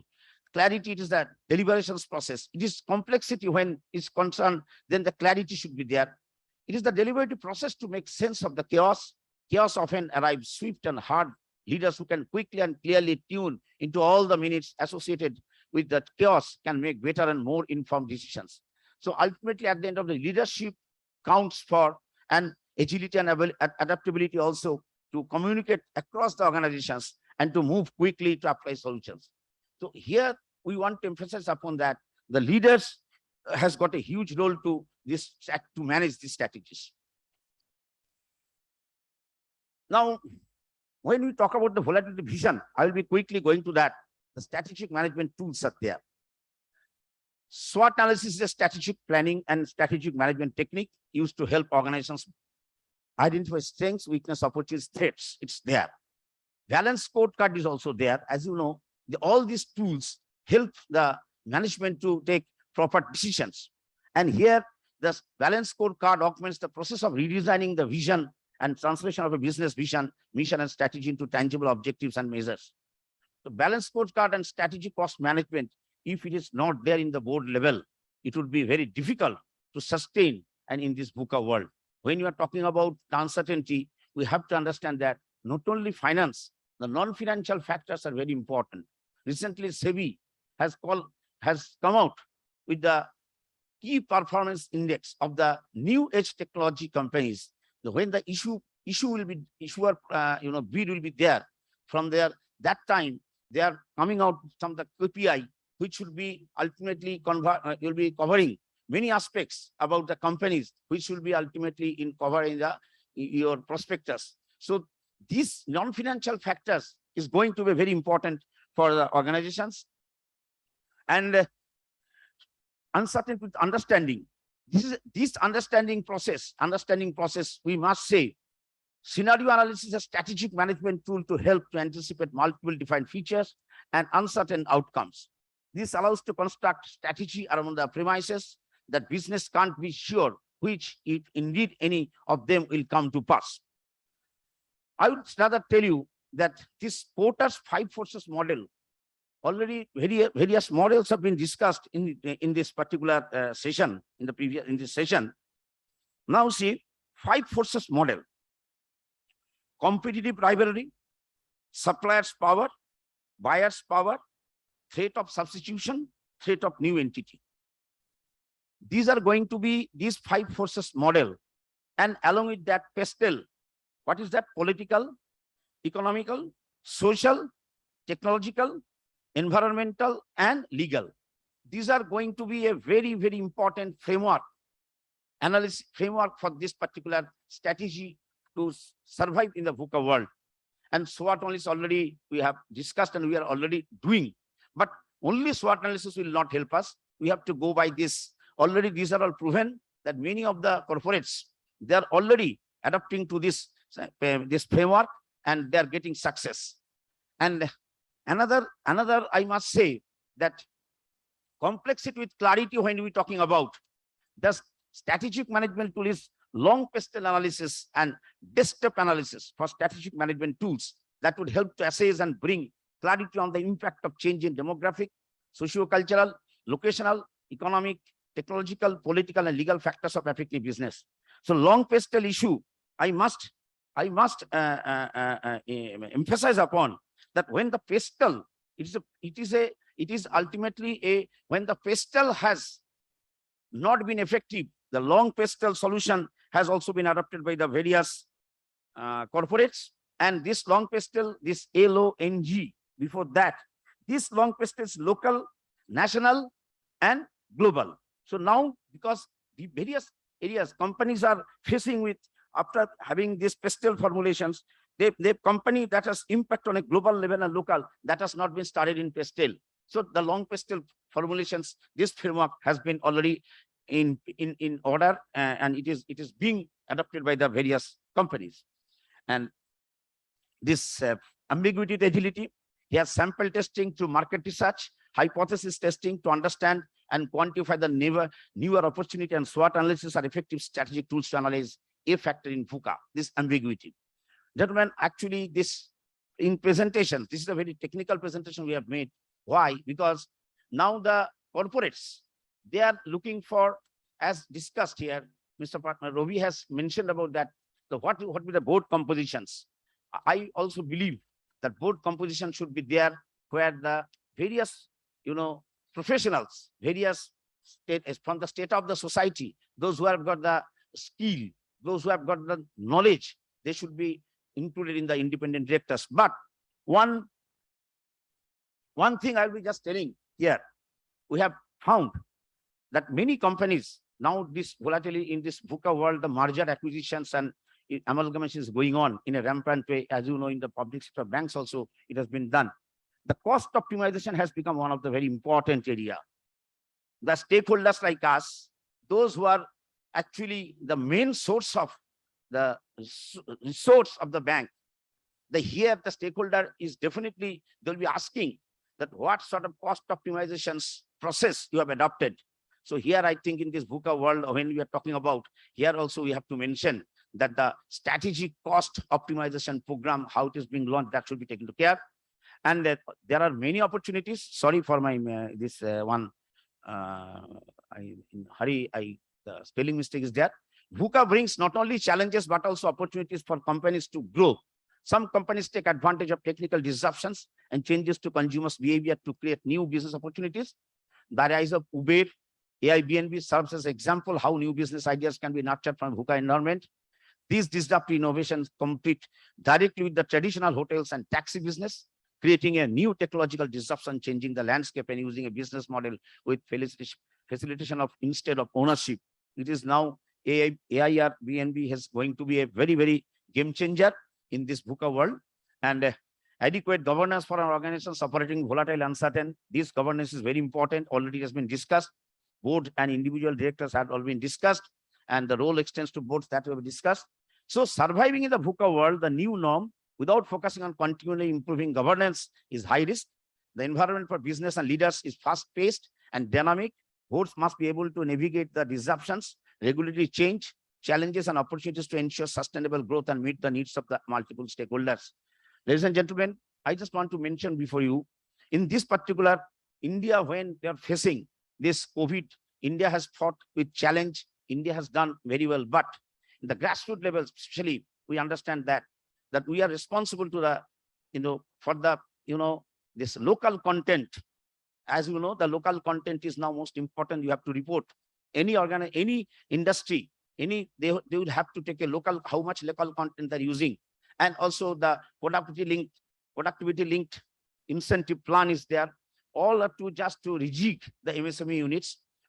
These MSME units have suffered a huge, suffered huge in this VUCA, because COVID has shown us that how VUCA can be, if we cannot have the risk management, risk mitigations beforehand, how the organizations can suffer. So with this, keeping this in mind, our institute has come out with a very robust document on the MSMEs and startups, the aid memory on lending to micro, small, and medium sector enterprises, including restructuring of MSME credit.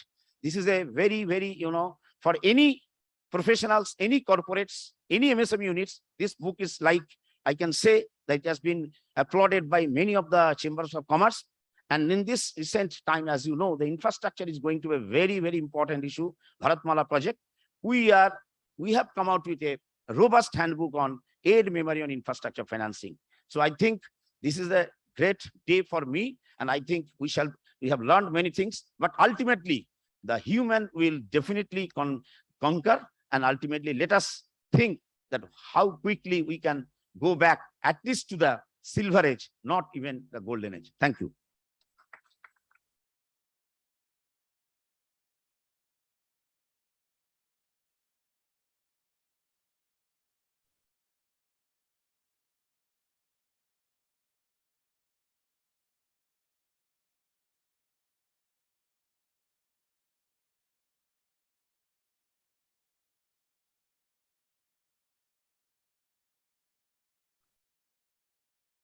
Thank you, sir. Now I would request CS Ravi Verma, VP Corporate Affairs and Company Secretary, Texmaco Rail and Engineering Limited, to share his thoughts.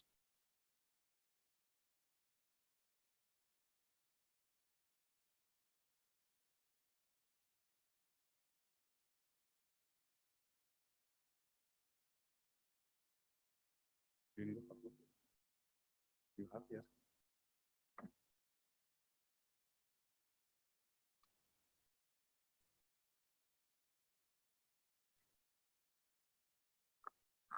Yeah, very good afternoon. And thanks for giving me the invitation to discuss with you in this changing world, the dynamic world, the role of ID. And I do acknowledge the presence of learned dignitaries on the dais. And yes, as they rightly said, because I heard Mitra Madam saying about the sustainability requirement in the VUCA world, I heard Mr. Chattopadhyay's opening remarks on the dynamics of this VUCA world. And sorry that unfortunately, I missed in between a part as I was having the another video deliberation, virtual deliberation. And we know that that is also part of VUCA world. So now when I talk about this VUCA world, we all know that it is versatile, uncertainty, that complex and ambiguous. Now things comes, why we need to emphasize the need for a change, or the need to keep ourselves adapt, or need to get off ourselves for this changing dynamics. See, if we look at the boardroom dynamics have changed drastically. It has taken a U shape. In fact, those were the day where the physical presence were there. Now we are having the virtual board meetings. Those were the day then where the board's role was primarily oversight and looking at the compliance matrix. No longer the box ticketing concept is there. Because we all know that the compliance, when we talk about the compliance, the absolute, the apparent, adequate compliance we talk about.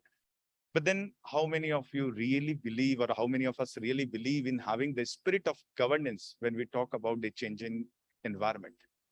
So my task with the learned speaker has become very easier, because I'll be focusing on the role of IDs now.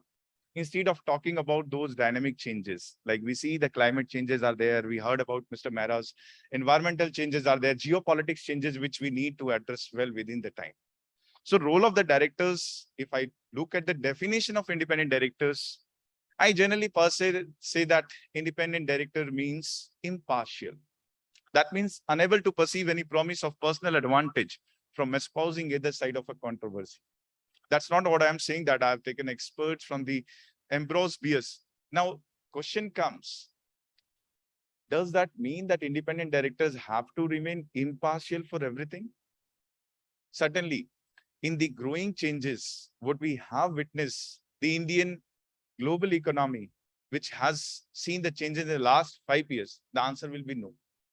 The independent director per se should be impartial and independent as far as the decision making and the governance matrix are concerned. But if I talk about the management, if I talk about the business, if I talk about the strategy, I don't want their independence. I want their involvement. So the I from the independent changed to the I of involvement. Now you'll say, sir, what you were saying that the independent directors will get into the business, will compromise their independence. I certainly will say no. In fact, I will back with the regulatory provision. We all know that the CV has a listing, regulations, listing obligations and disclosure requirement, which particularly deals on the responsibility of the board. In fact, there and there only, it has been very clearly envisaged that the directors should have a clawback provision. Now, we don't know the Indian corporate scenario, this provision, how much relevant it is. But in the European countries, they have adopted this mechanism a long time back, that when the management is not able to deliver the best, the independent directors need to claw back to that position to give the best to the management and to make sure that the business remains the continue there. That is what exactly the role of independent directors is there. Now, VUCA world, when I talk about that, why they need to be concerned about the VUCA world? Because if they are not concerned, I will start with a practical example. Like when we think of a project, when we think of doing a business, a lot of negative things comes into the mind. Now, being a compliance officer, I say the other way. These are not the negative things. When I talk about the lot of pros and cons, my friends keep poking me that why you're talking so negative? This will happen, this will happen. I said, this is not, I'm talking about the negative things. You are looking at the negative way. I'm talking about the VUCA world because the changes are there. We used to say that we are having no competition. And this word will make this sentence will make a change if we say this sentence, we are having no competition yet. Because we don't know what tomorrow will be there for us. We have seen Nokia, we have seen Orkut, how they have gone into like Nokia no longer is there in the market. We know that Orkut, which is used to be the social platform, social media platform at the very initial stage, is no longer is a social media renowned platform. Why? Because they have not responded to the changes. The changes in the sense going with the environment, going with the dynamics, going with the cultural. So if you look at the role of independent directors, we see that the role of independent directors is into the planning, is into organizing, is into directing, and more so into controlling. Now, looking at this, I certainly can vouch it again and again that there is no compromise of independence at all. If you are going to say that this independence might compromise, I will say no longer. When we have the auditors firm also, we are PwC, we are having the Grant Thornton, they will certainly also endorse my view that when you go for audit, you are not going to rely more on the executive information.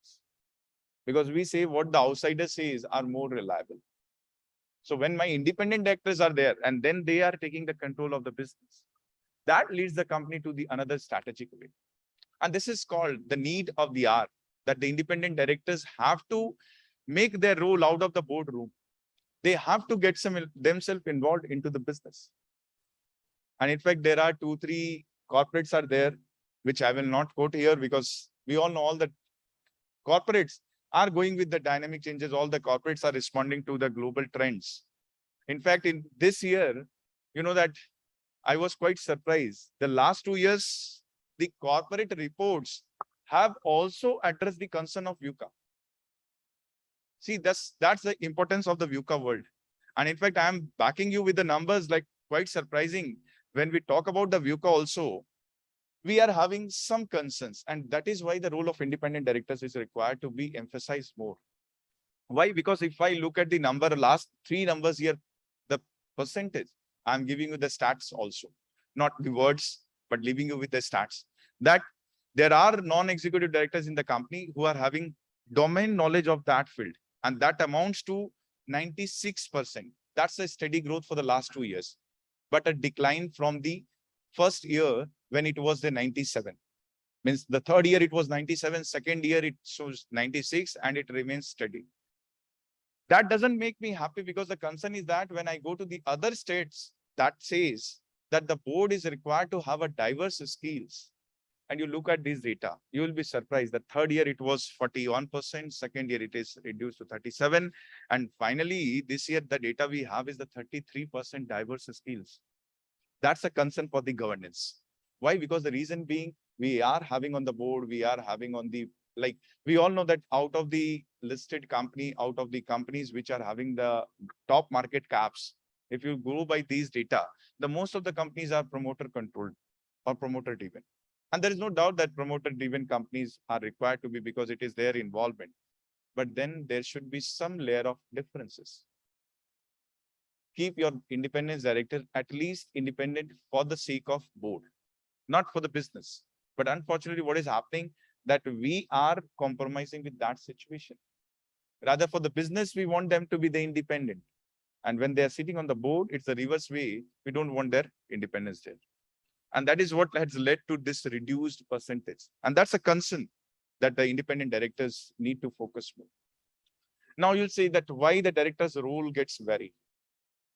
How can you change the directors needs to go beyond the governance matrix and the compliance, that checklist? That remains the same. At the end of the year, they have to give the annual confirmations. They have to give the endorsements to the declaration, and they have to ensure that, yes, the directors at least remain independent. But I'll say, no, the world is changing. In fact, we all have seen that the this invasion of Ukraine and COVID-19, and on the starting with the end on the backdrop history, the world history, has given us a new normal life. We have invented a new word called new normal.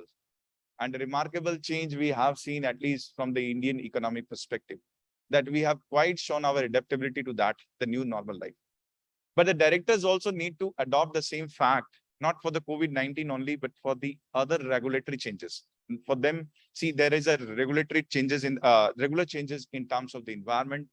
They're having the regular changes in terms of the legal, cultural changes are there, and more so the shareholders base.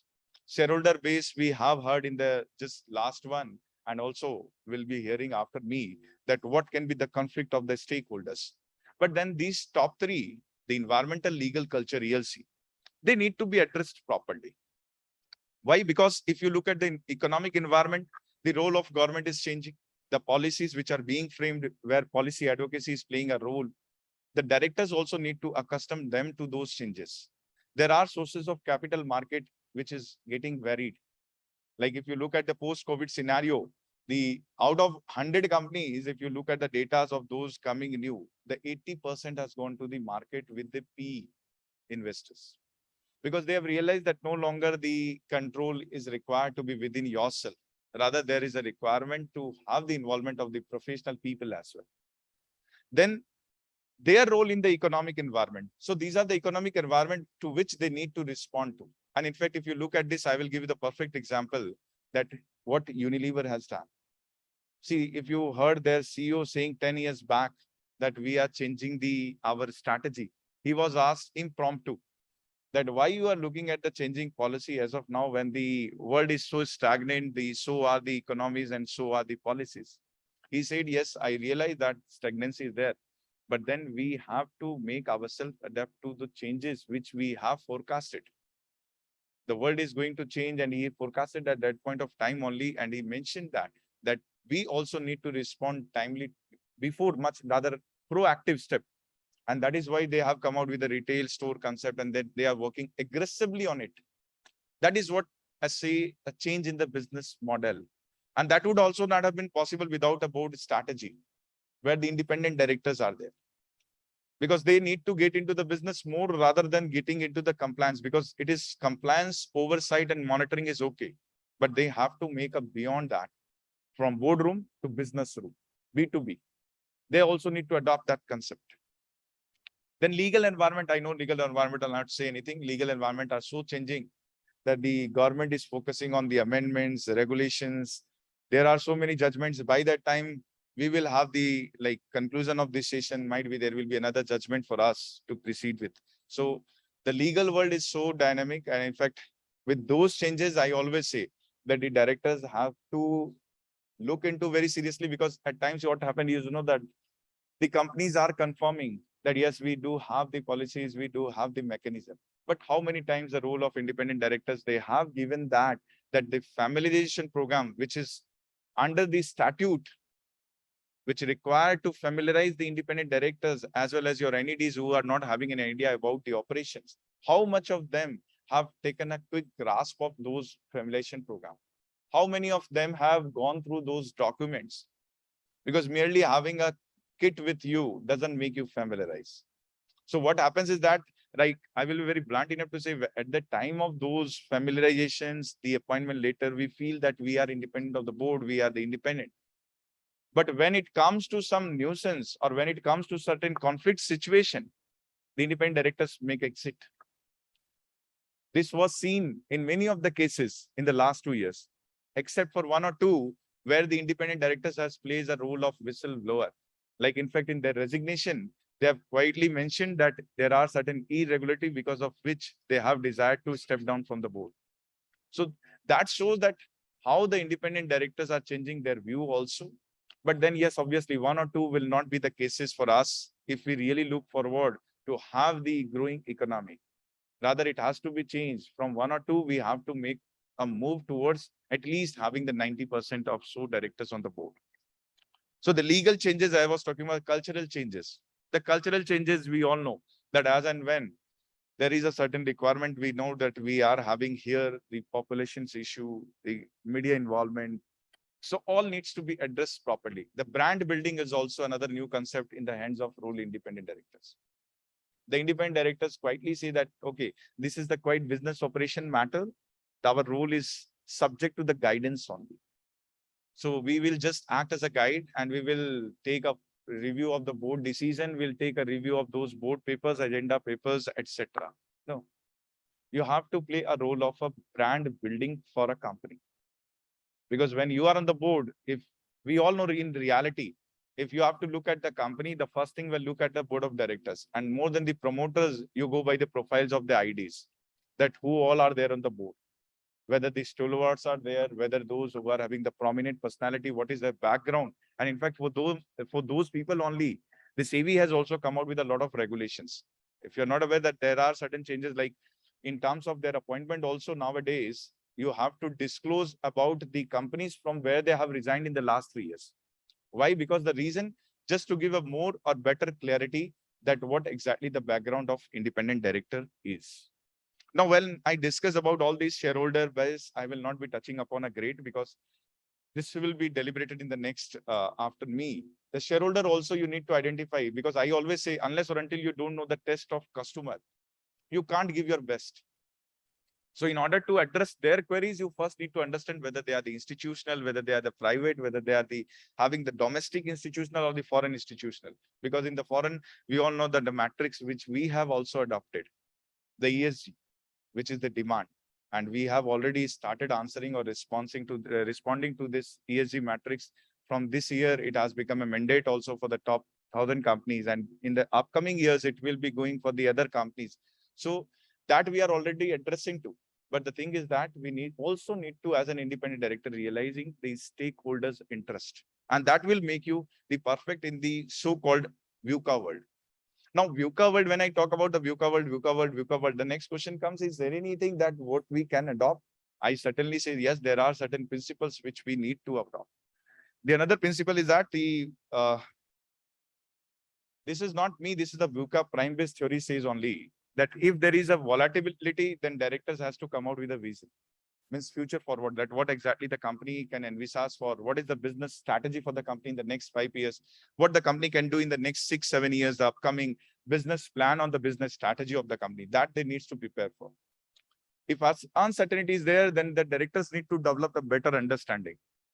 Means beyond their functional area in the sense that not just sticking to the compliance part or not just sticking to their rules and regulatory aspect, moving beyond that, taking interest into the operations of the company. That is what the better understanding is required from the independent directors. That is the need, familiarization. If there is a complexity, then there is a requirement of clarity. Means they should have, when they are forming decision, they should know what exactly they have been provided with. They should have an adequate flow of information with them. Unless or until you don't have the adequate information with you, you are not able to make a decision. In fact, being on the board, it is the primary duty of independent directors to ensure that the information provided to them is on fully accessible. And more so, the decision taken is on fully informed basis. In fact, many of the judgments, I would not like to quote the judgments here, because those who are of, means if any of us are the independent director, we'll take the other view. But then lot of judgments are there where they held very clearly that if you have taken a decision on fully informed basis, then you are equally like an officer in default. And the penal provision, the consequences all are same. So they need to guide as a clarity in terms of a complicity. And when there is an ambiguity, they need to come out with agility. Means they have to quickly move to the changes. They have to adapt to those changes. They have to learn the aspects of the new normal. That is what desired from the, means the corner of the, you can say the boardroom of independent directors, where the independent directors are also joining in the boardroom. Now, when I say all these, then there are people also having a, like say VUCA, I will say there is another 4 words, that is a OODA, OODA. Means what exactly their role should be. They should act as an observer now. They should be orient. They should act as to decide and then finally to act. That is what the 4 requirements you can say from the 4 corners of the boardroom is the regulatory's one. Means regulatory wants that. Regulatory want them to observe, means what is going around. If there is something like mishaps are happening or something like that, which is going in contravention to the provisions, then the independent directors should change their role and they should become whistleblower. And we have seen in the past 2 or 3 cases where there were financial irregularities, and independent directors have whistled it out in the market. And that's what their role was, exempted by the regulatory body. They well appreciated, they were absolved from their penal provisions, etc. Why? Because the reason being that they were good in observation. That is what the first desire from them, the independent directors. The second is the orient. Orient in the sense innovative, finding the new tools. Because if you don't respond to the new changes, you are out of the market. Your business is not going to survive. And if the business is not there, then what the board you will be leading for? Just for these normal operations? Perhaps this is not the answer. So with the growing business complexity and the operations, he has to act as an orient. He has to play a wider role in that. Then decide. This is the crucial one, because when you are going to form an opinion, you should have the ability to make decision. And which I already emphasized that yes, unless or until you are not fully prepared with, unless or until you have not been provided with the full informations, don't go into taking decisions, because the law mandates now that even your objections, your dissent will be recorded properly. So rather record your dissent rather than being a mere observer. And I would also correlate it with, we all know that Mahabharata. It is all about Mahabharata, all has went wrong only just because of the word silence. The silence in the boardroom That is a boardroom. I look at the Mahabharata and I say it's a boardroom where the chairman was taking decision. Those who were the executives were also taking decisions, but those who were the independent, they were silent. And the entire Mahabharata we have seen that what has happened. So that should not be the way. Rather, you should have a whistleblower mechanism. I always correlated with the Vidur, who shouted at the last and left the that point of time, that entire decorum of that sanctity of that room. So we should be like that only, because your role of independent directors is changing. It's no longer being sitting with the board of directors and just shaking hand and then being there for the sitting fees and your attendance and playing a role of guide. It's much more beyond that. And then act is that, yes, when you have the full informations, act wisely, not for the company. You are the representative of the stakeholders. So your act should come from that perspective, not being on the board that, yes, obviously I have to act for and on behalf of the company.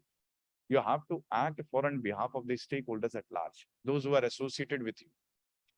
So your role goes into that. Now, deliverables, I say that independent directors, when they are going to have these four corners in mind, means their mind that, yes, exactly that what they need to do. The deliverables which we require is that they need to have the shared purpose, means the common purpose with the company, the independent directors, which they are doing nowadays. In fact, in many of the companies, if you see, they are already in their recruitment process at the top level, because we used to say under regulation 19 read with para D of part 4, we used to say that, okay, the independent directors never been a part of the recruitment process. But going forward, you have seen that dynamic change has happened. The NRC, the Nomination and Remuneration Committee, has been given a big task of finalizing and recruiting the other independent director and giving their due access to the kind of time availability and the veracity of their profile. So the role has changed. They are endorsing the independent director who is joining on the board. So they are responsible now for those people who are on the board. In fact, in many of the organizations, the level has moved beyond from directors. In fact, the SMP, the senior management personnel, are getting recruited only after having a final interactions with an independent director. But that again remains customary in some kind of organization, has to make a move towards the mandatory in order to make the independent directors more responsiveness towards the organization. So that's what the shared purpose the independent directors need to build up, that what exactly the organization purpose is, that my purpose should also be aligned with them when they are on the board. Preparedness for the upcoming changes. We all know that those organizations which have not shown the adaptability to those changes, they have suffered a lot.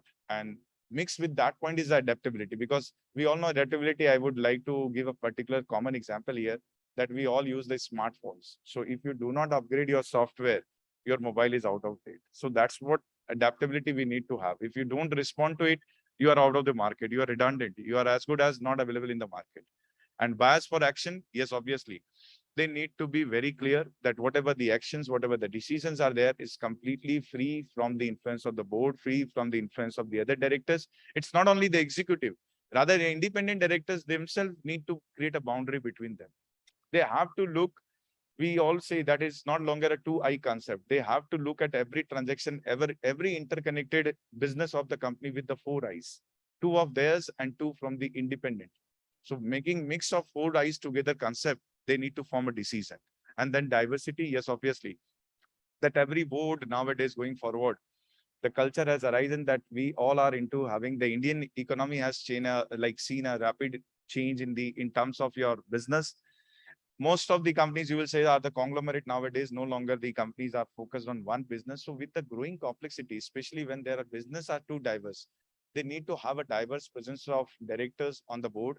And directors also need to emphasize that, yes, their role is also towards that diversity. Their role is also towards the understand the different operations. And that's what the ministry has also curtailed the limit of directorship, especially in terms of listed company. Though by the Companies Act 2013 also we are mandated not to have the directorship beyond threshold. But then the listing regulations has moved beyond that and curtailed it further. Even they have reduced it to total number of 7 only. Why? Because the reason they want more time, more attention. Because the time has come when the independent directors have to keep in mind the 4 concept. Means they are responsible towards the stakeholders, and how they can fulfill their responsibility of their being responsiveness is by way of a proper reporting. So I say it's RRR, their responsibility towards the responsiveness will be discharged by the reporting. Now, how the reporting can be good? By the 4 pillars. Again, by the 4 pillars is that one is should be the fair reporting, means the stakeholders should know what exactly is happening, what exactly has like going wrong in the company. That should be apparently complete disclosures should be there in the their reporting form. That is a fair reporting. Then second comes the complete and concise. Giving a 100-page report, like we all believe now a regime has also moved from financial reporting towards the integrated reporting. Why? The reason being, they also want to highlight the non-financial parameter where we are concerned with the ESG changes, we are concerned with the compliance changes, we are concerned with the regulatory changes. So this integrated reporting has also come into the picture. So now the time is for the complete and concise instead of having that bulky report. So that is the second principle. Then comes the real-time basis reporting. Means as and when it happens, it should be reported. Delayed reporting is no reporting. If you are telling me after like 2-3 years that yes, this is something happened, that means you were equally culprit or you were equally involved in that operation. So the moment it came to your eyes, it should be immediately reported to the market. That's a real-time basis approach of the independent director. And last but not the least is the actual facts and accuracy, because that is what the stakeholders want.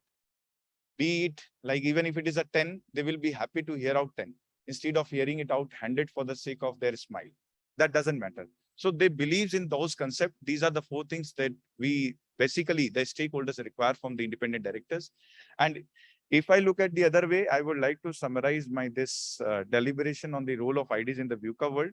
That though the world is changing very fast, but we have seen, especially in the Indian dynamics, the responsiveness of directors is very much commendable in comparison to the other parts. Like where there are certain beauties in our laws, which we have seen moving far beyond the European or the US or UK legislation in terms of diversity, in terms of their adequate disclosure, because the kind of a disclosure mechanism we have, at times we feel like that it's too much. Why we need to disclose everything, why we need to make out everything, and why we need to say everything to the stakeholders. But you know that this creates a sense of transparency. This creates a sense of disclosure regime in the mind of stakeholders. And that is what already we have. And going forward, I'm sure, pretty sure, because the way we have seen is a tough competition among the corporate also. Every corporate is like trying to compete with each other, not in terms of business. Because as I said, that is a VUCA world. Now they are no longer competing in the business. They are also competing with each other in terms of their governance issue, in terms of their disclosure issue.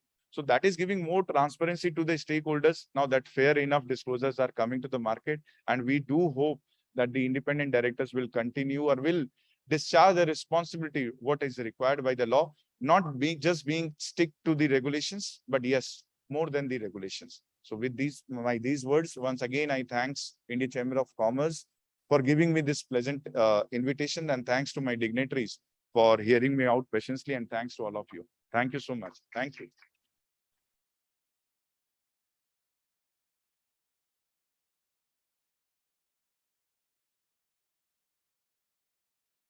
Now, before our last speaker, we do a little bit of felicitation, please.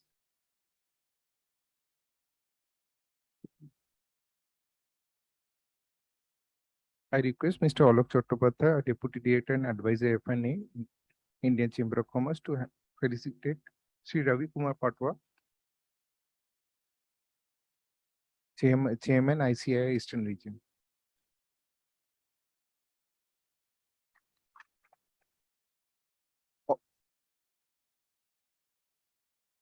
Also, I would request Mr. Alok Chattopadhyay to felicitate Madam Madhura Mitra, please.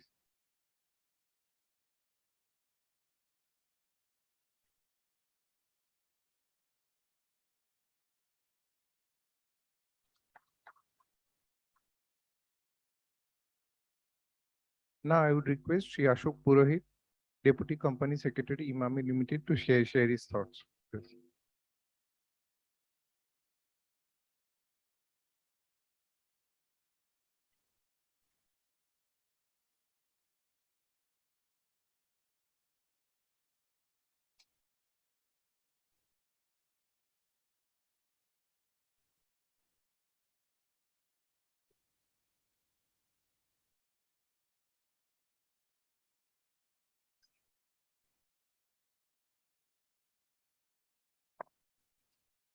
नहीं नहीं नहीं अरे mic ले लो hello thank you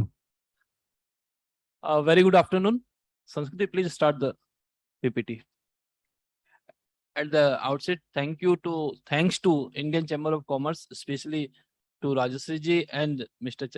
A.K. Chakravarti sir and entire team of Indian Chamber of Commerce for organizing this seminar. Basically, this name of this seminar is given VUCA. And at the beginning of today's session, Madhura ma'am rightly said with the Madhur Vani, ki when we use VUCA, it's, sounds come bhukha, hungry. In fact, at the beginning, we were hungry about the information on the VUCA. And I think I'm confident that after 4 speakers, they have dealt in this on VUCA. They have explained everything about VUCA. VUCA is not impacting on the business only, but it's also impacting we all, our life.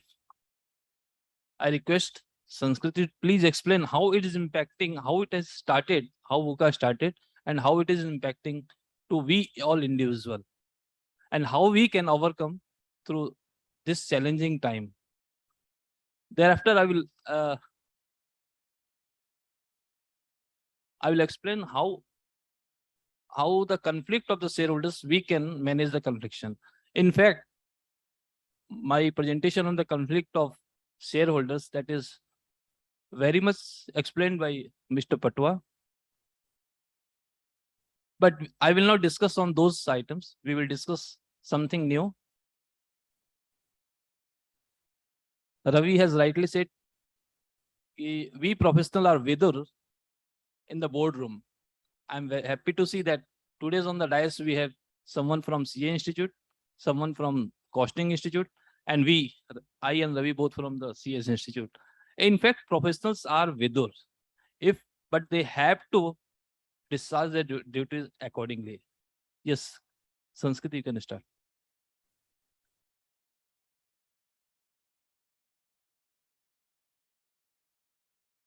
Hello, everyone. Thank you so much for the opportunity and this wonderful initiative taken up by NFCG. Today, we're discussing what is VUCA. We've all spoken about VUCA, but what is this VUCA that is come up here? The acronym is volatile, uncertain, complex, and ambiguous. As we all know, Sir had rightly mentioned that there are 2 sides of the coin. If you want to see the day, you must have slept through the night. If you want to see white, you must have seen the black. And with this is the law of the nature that balances and that creates harmony. So if we want to see what VUCA is, we need to see what the opposites are. The opposite of volatile is stable. Now, if you take the example of the river, if one day the river decides to go stagnant, it decides not to flow, it becomes inactive, it will become a breeding ground for mosquitoes and dirt. And if that is the stable environment we're thinking is good for us, it's not. Volatile environment, which is unstable, dynamic, where each and every day you have to match your risk with your investment, is that the breeding ground for your growth. So volatile, the V stands for VUCA, volatile. The second is uncertain, and the opposite is certain. So if we think certain is what we want in life, if we want a pattern, every day we wake up at 7 in the morning, we go out for work at 9, and that's the same pattern we follow, we put ourselves into a comfort zone. And that becomes a certain life, a stagnant life, no opportunity for growth. So uncertainty will push us through our limits and help us to reach success. The second is complex. Now, if we think we want the simplicity of life, another, it brings us that a complex environment which is difficult to analyze, difficult to solve, will open our horizon, will expand our horizon, and we will put our minds into work. That is the complex environment. The next is ambiguous. And the opposite is plain, simple. None of us require a plain and simple life. Ambiguous is when our judgments are clouded by different opinions, where we establish ourselves to determine what is right and what is wrong. And that ambiguity leads us to good decision making. So I would invite all of you to a journey. We've all been talking about VUCA. So where does this VUCA come from? It is actually a military word. But how do we bring it to our business world? So 80 long years ago, there was a general unrest in the country. And there was a huge world war between the two big powerhouses, USA and Russia. So for example, we consider these two rows as USA and those two rows as Russia. So there was a huge world war between these two countries, the capitalist world and the communist world. And India, mind you, was on the losing side, Russia. However, there was a deadly fight and all those people were fighting among themselves. So if you are on USA side, your clear enemy is Russia. But if you are on Russia side, your clear enemy is USA. There was one clear enemy in that world, either side. There was a deadly fight, lots of lives lost, and vandalism, property destroyed. And then happened something that changed the world. USA bombed Japan. The bombing of Hiroshima and Nagasaki. And it was a huge blast. The entire city, the entire country vaporized into nothing, and everybody realized the futility of war. And with that, World War II came to an end. And superficially, you will all think that World War II ended, so everything was fine and good. But then started the Cold War. And if you ask about what the Cold War is, it is actually just trying to weaken the opponent through mind games. They were trying to compete on intellectual grounds. And what were those intellectual grounds? They were trying to show that we have sent, USA is trying to show we have sent the most people in space. Russia is trying to show that our form of word, art, literature is the supreme. Why do we know that Shakespeare is the best form of literature? Because they have marketed in that way. It is a product of the Cold War. They have all marketed their French literature, their French architecture in such a beautiful way that they won the Cold War in that sense. They tried to show that winning more medals in the Olympics is showing our country is more fit. So this was the background of the Cold War. The World War ended, Cold War started. And if we see the timeline, that is the before VUCA period. The World War started, ended, Cold War started, and with that came the birth of the internet. Why are we differentiating it between the no VUCA and the VUCA world? Because earlier, USA was the enemy of Russia, Russia was the enemy of USA. You have one clear enemy.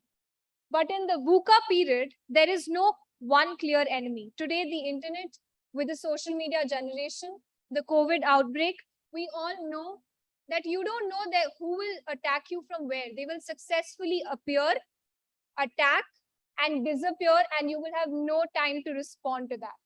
And that is the VUCA period, which is volatile, uncertain, complex, and ambiguous. And this was the background of VUCA, how it came into existence. Now I would like to hand it over to CS Ashok Purohit, my mentor. Thank you, Sanskriti. I thought since morning we have discussed about the boardroom,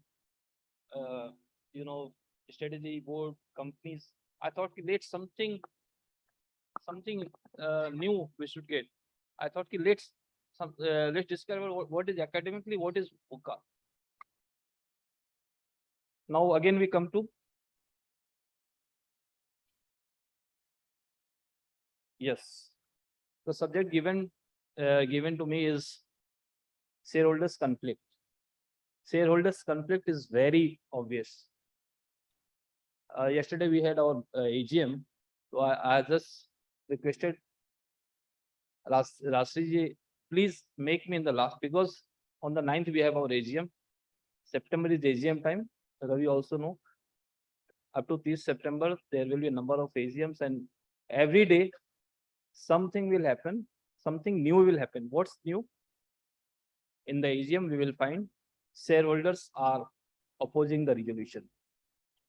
What Mr. Ravi Patwa has discussed about the, activist shareholders and how they are so activist. In fact, they are activist because of SEBI regulation. SEBI has formulated one regulation, that is proxy advisory firms. Now these proxy advisory firms, they are guiding to the investors, they are guiding to the institutional investors how they should vote.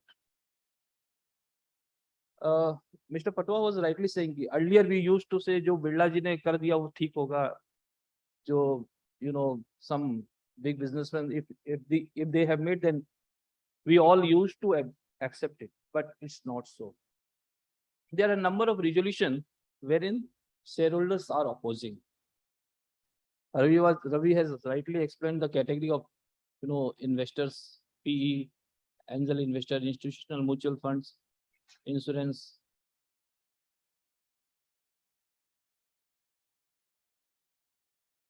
So we all must have seen while voting for a resolution in our DP account, there is one icon, this proxy advisory report. Before voting for a respective resolution, we have right to understand what the proxy advisor is giving their recommendation. It's all up to us how we vote, yes or no, but we can go through the reports. Usually we have seen in the many companies, in case of the governance issue, there may be chances that there is a resolution is complied with the law, but there is a governance issue. In case of governance issue, they used to give their recommendation as against, but mutual funds or institutional investors, they used to, see, there is a system of voting nowadays. You will get data of voting from institutionals, mutual funds at their website. There is a law that they have to update quarterly report of the voting. Just I will share with you one.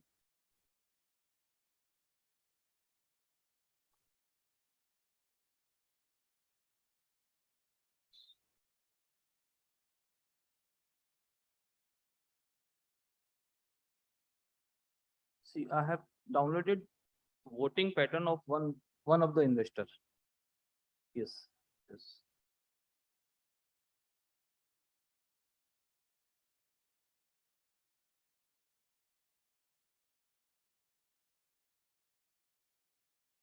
You see, this is one of the investors, Nippon. Earlier it was Reliance. They have voted for about 5,000 resolutions. In this 5,000 resolutions, they have made against for 628. See, company is proposing one of the agenda for approval of the shareholders, but the shareholders who are having influence, who are having that that instrumental role, they can oppose it. They have right to oppose it. So they have opposed Nippon Dendo. They have opposed these resolutions, 628 resolutions.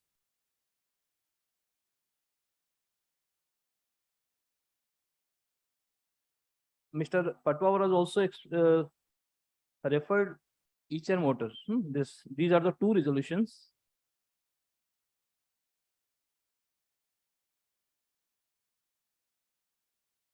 These are some of the proxy advisory firm, SES, ISS, e-government. These are some of the proxy firm. You can get their recommendation at their website.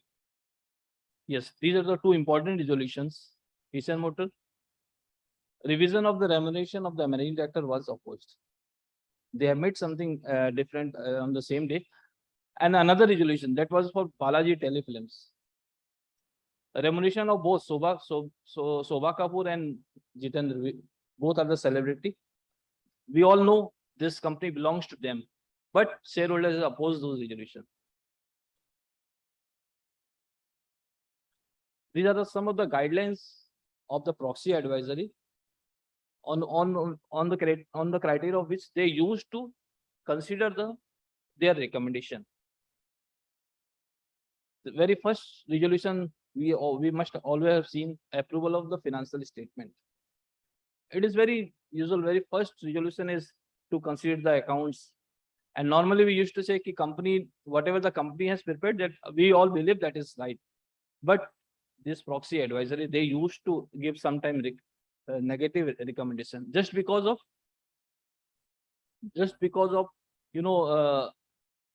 non-transparent way of placing the accounts. In some of the related party transaction, if the relevant information is not given, if the disclosure is not given appropriately, then this resolution can also be, recommended in the against. Declaration of dividend again, for an investor, for like us, for every investor, every shareholder, receiving the dividend is a good thing, but sometimes it is also opposed. Why these are opposed? Because company is also governed by the dividend distribution policy. In case there is no such policy, in case the company has not followed that policy, then they used to give the recommendation against. Auditor's appointment. Nowadays, auditor's appointment is very important, because auditors can be appointed for the 5-year term only, and they can be appointed for the 2-term. First term, both, if the same auditor is appointed, then both are in the ordinary resolution. But if in the second term, if new auditor is appointed, then it's required to be special resolution. And when there is a special resolution, this role of all, minority shareholder used come into power, because for the special resolution, company is required to have 75% of voting of the total voting cast. Usually promoter used to have, normally in the promoters, they have 50 or 60% shareholding, and the balance institutional or corporates they are holding. So it all depends on according to the disclosure in the notices, or according to the person who is appointed. It's not that if any audit firm who are in the top 4, they are appointed, their resolution is not opposed. It's not so. You will find number of resolution where in top 4 are proposed. Those resolution is also opposed. Again, what are the, in case such a position is made by the proxy advisor, what are the ways to explain the shareholders? Yes, there are number of ways through which we company or management can explain to the investors. Company can explain with the write-up to the stock exchange, so that it is posted on their website. Company can also give its submission to the investor advisory firm, so that they can incorporate in their reports. So at the time of the voting, they can consider, at the time of the internal meeting of the investors for voting, especially for the voting, they can consider those submissions. Yes, director's remuneration is one of the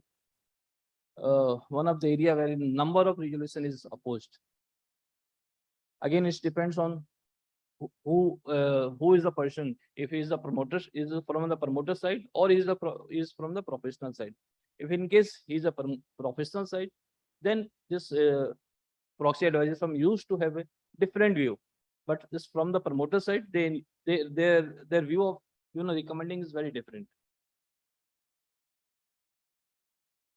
Nowadays, after these changes in the related party transaction provisions in the Companies Act and SEBI regulation, we all must have received number of resolutions wherein companies have sought approval for the related party transactions because of the threshold limit. For such transaction, there was number of resolutions wherein the investor has opposed it. But at the same time, if proper explanation is given to the investors, they have reversed the decisions of the proxy advisory. Like in the Reliance, we have even in Reliance, BPCL, HPCL, they have number of subsidiaries. Like in Tata, they used to manufacture from salt to aeroplane. So there are a number of businesses. Usually, they're in the ordinary course of business, they have to take the services of the related parties. while taking the related party services, threshold limit is 1,000 crore is for Tata is very, very low. They had to take the approval from the shareholders for, again, that is through the special resolution. And one more criteria is that promoters cannot vote on those resolutions. Only investors who are not promoter in the promoter group, they can vote. Again, this, for the real party transaction, such resolution needs proper clarification. Even SEBI has also given 4 or 5 criteria, all the information, whether it is arm's length, with how it is going to give benefit to the company, and what is the percentage of the turnover of the company. This 4 or 5 this criteria SEBI has prescribed. Intercorporate loans, this is also. With this words, thank you very much. Thank you, Indian Chamber of Commerce.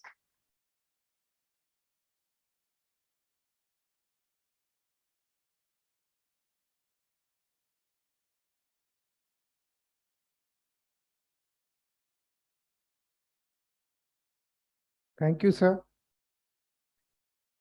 Now it is my privilege to deliver the formal vote of thanks.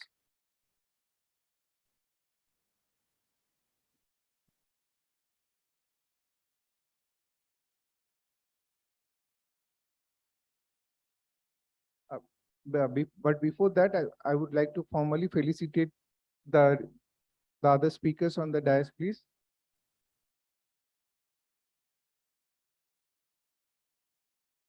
CMA, request Mr. Alok Chattopadhyay to please facilitate CMA Chittaranjan Chattopadhyay.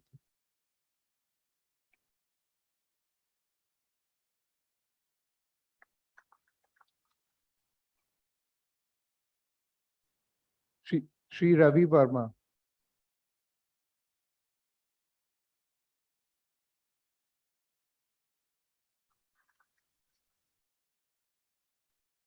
Shri Ashok Purohit.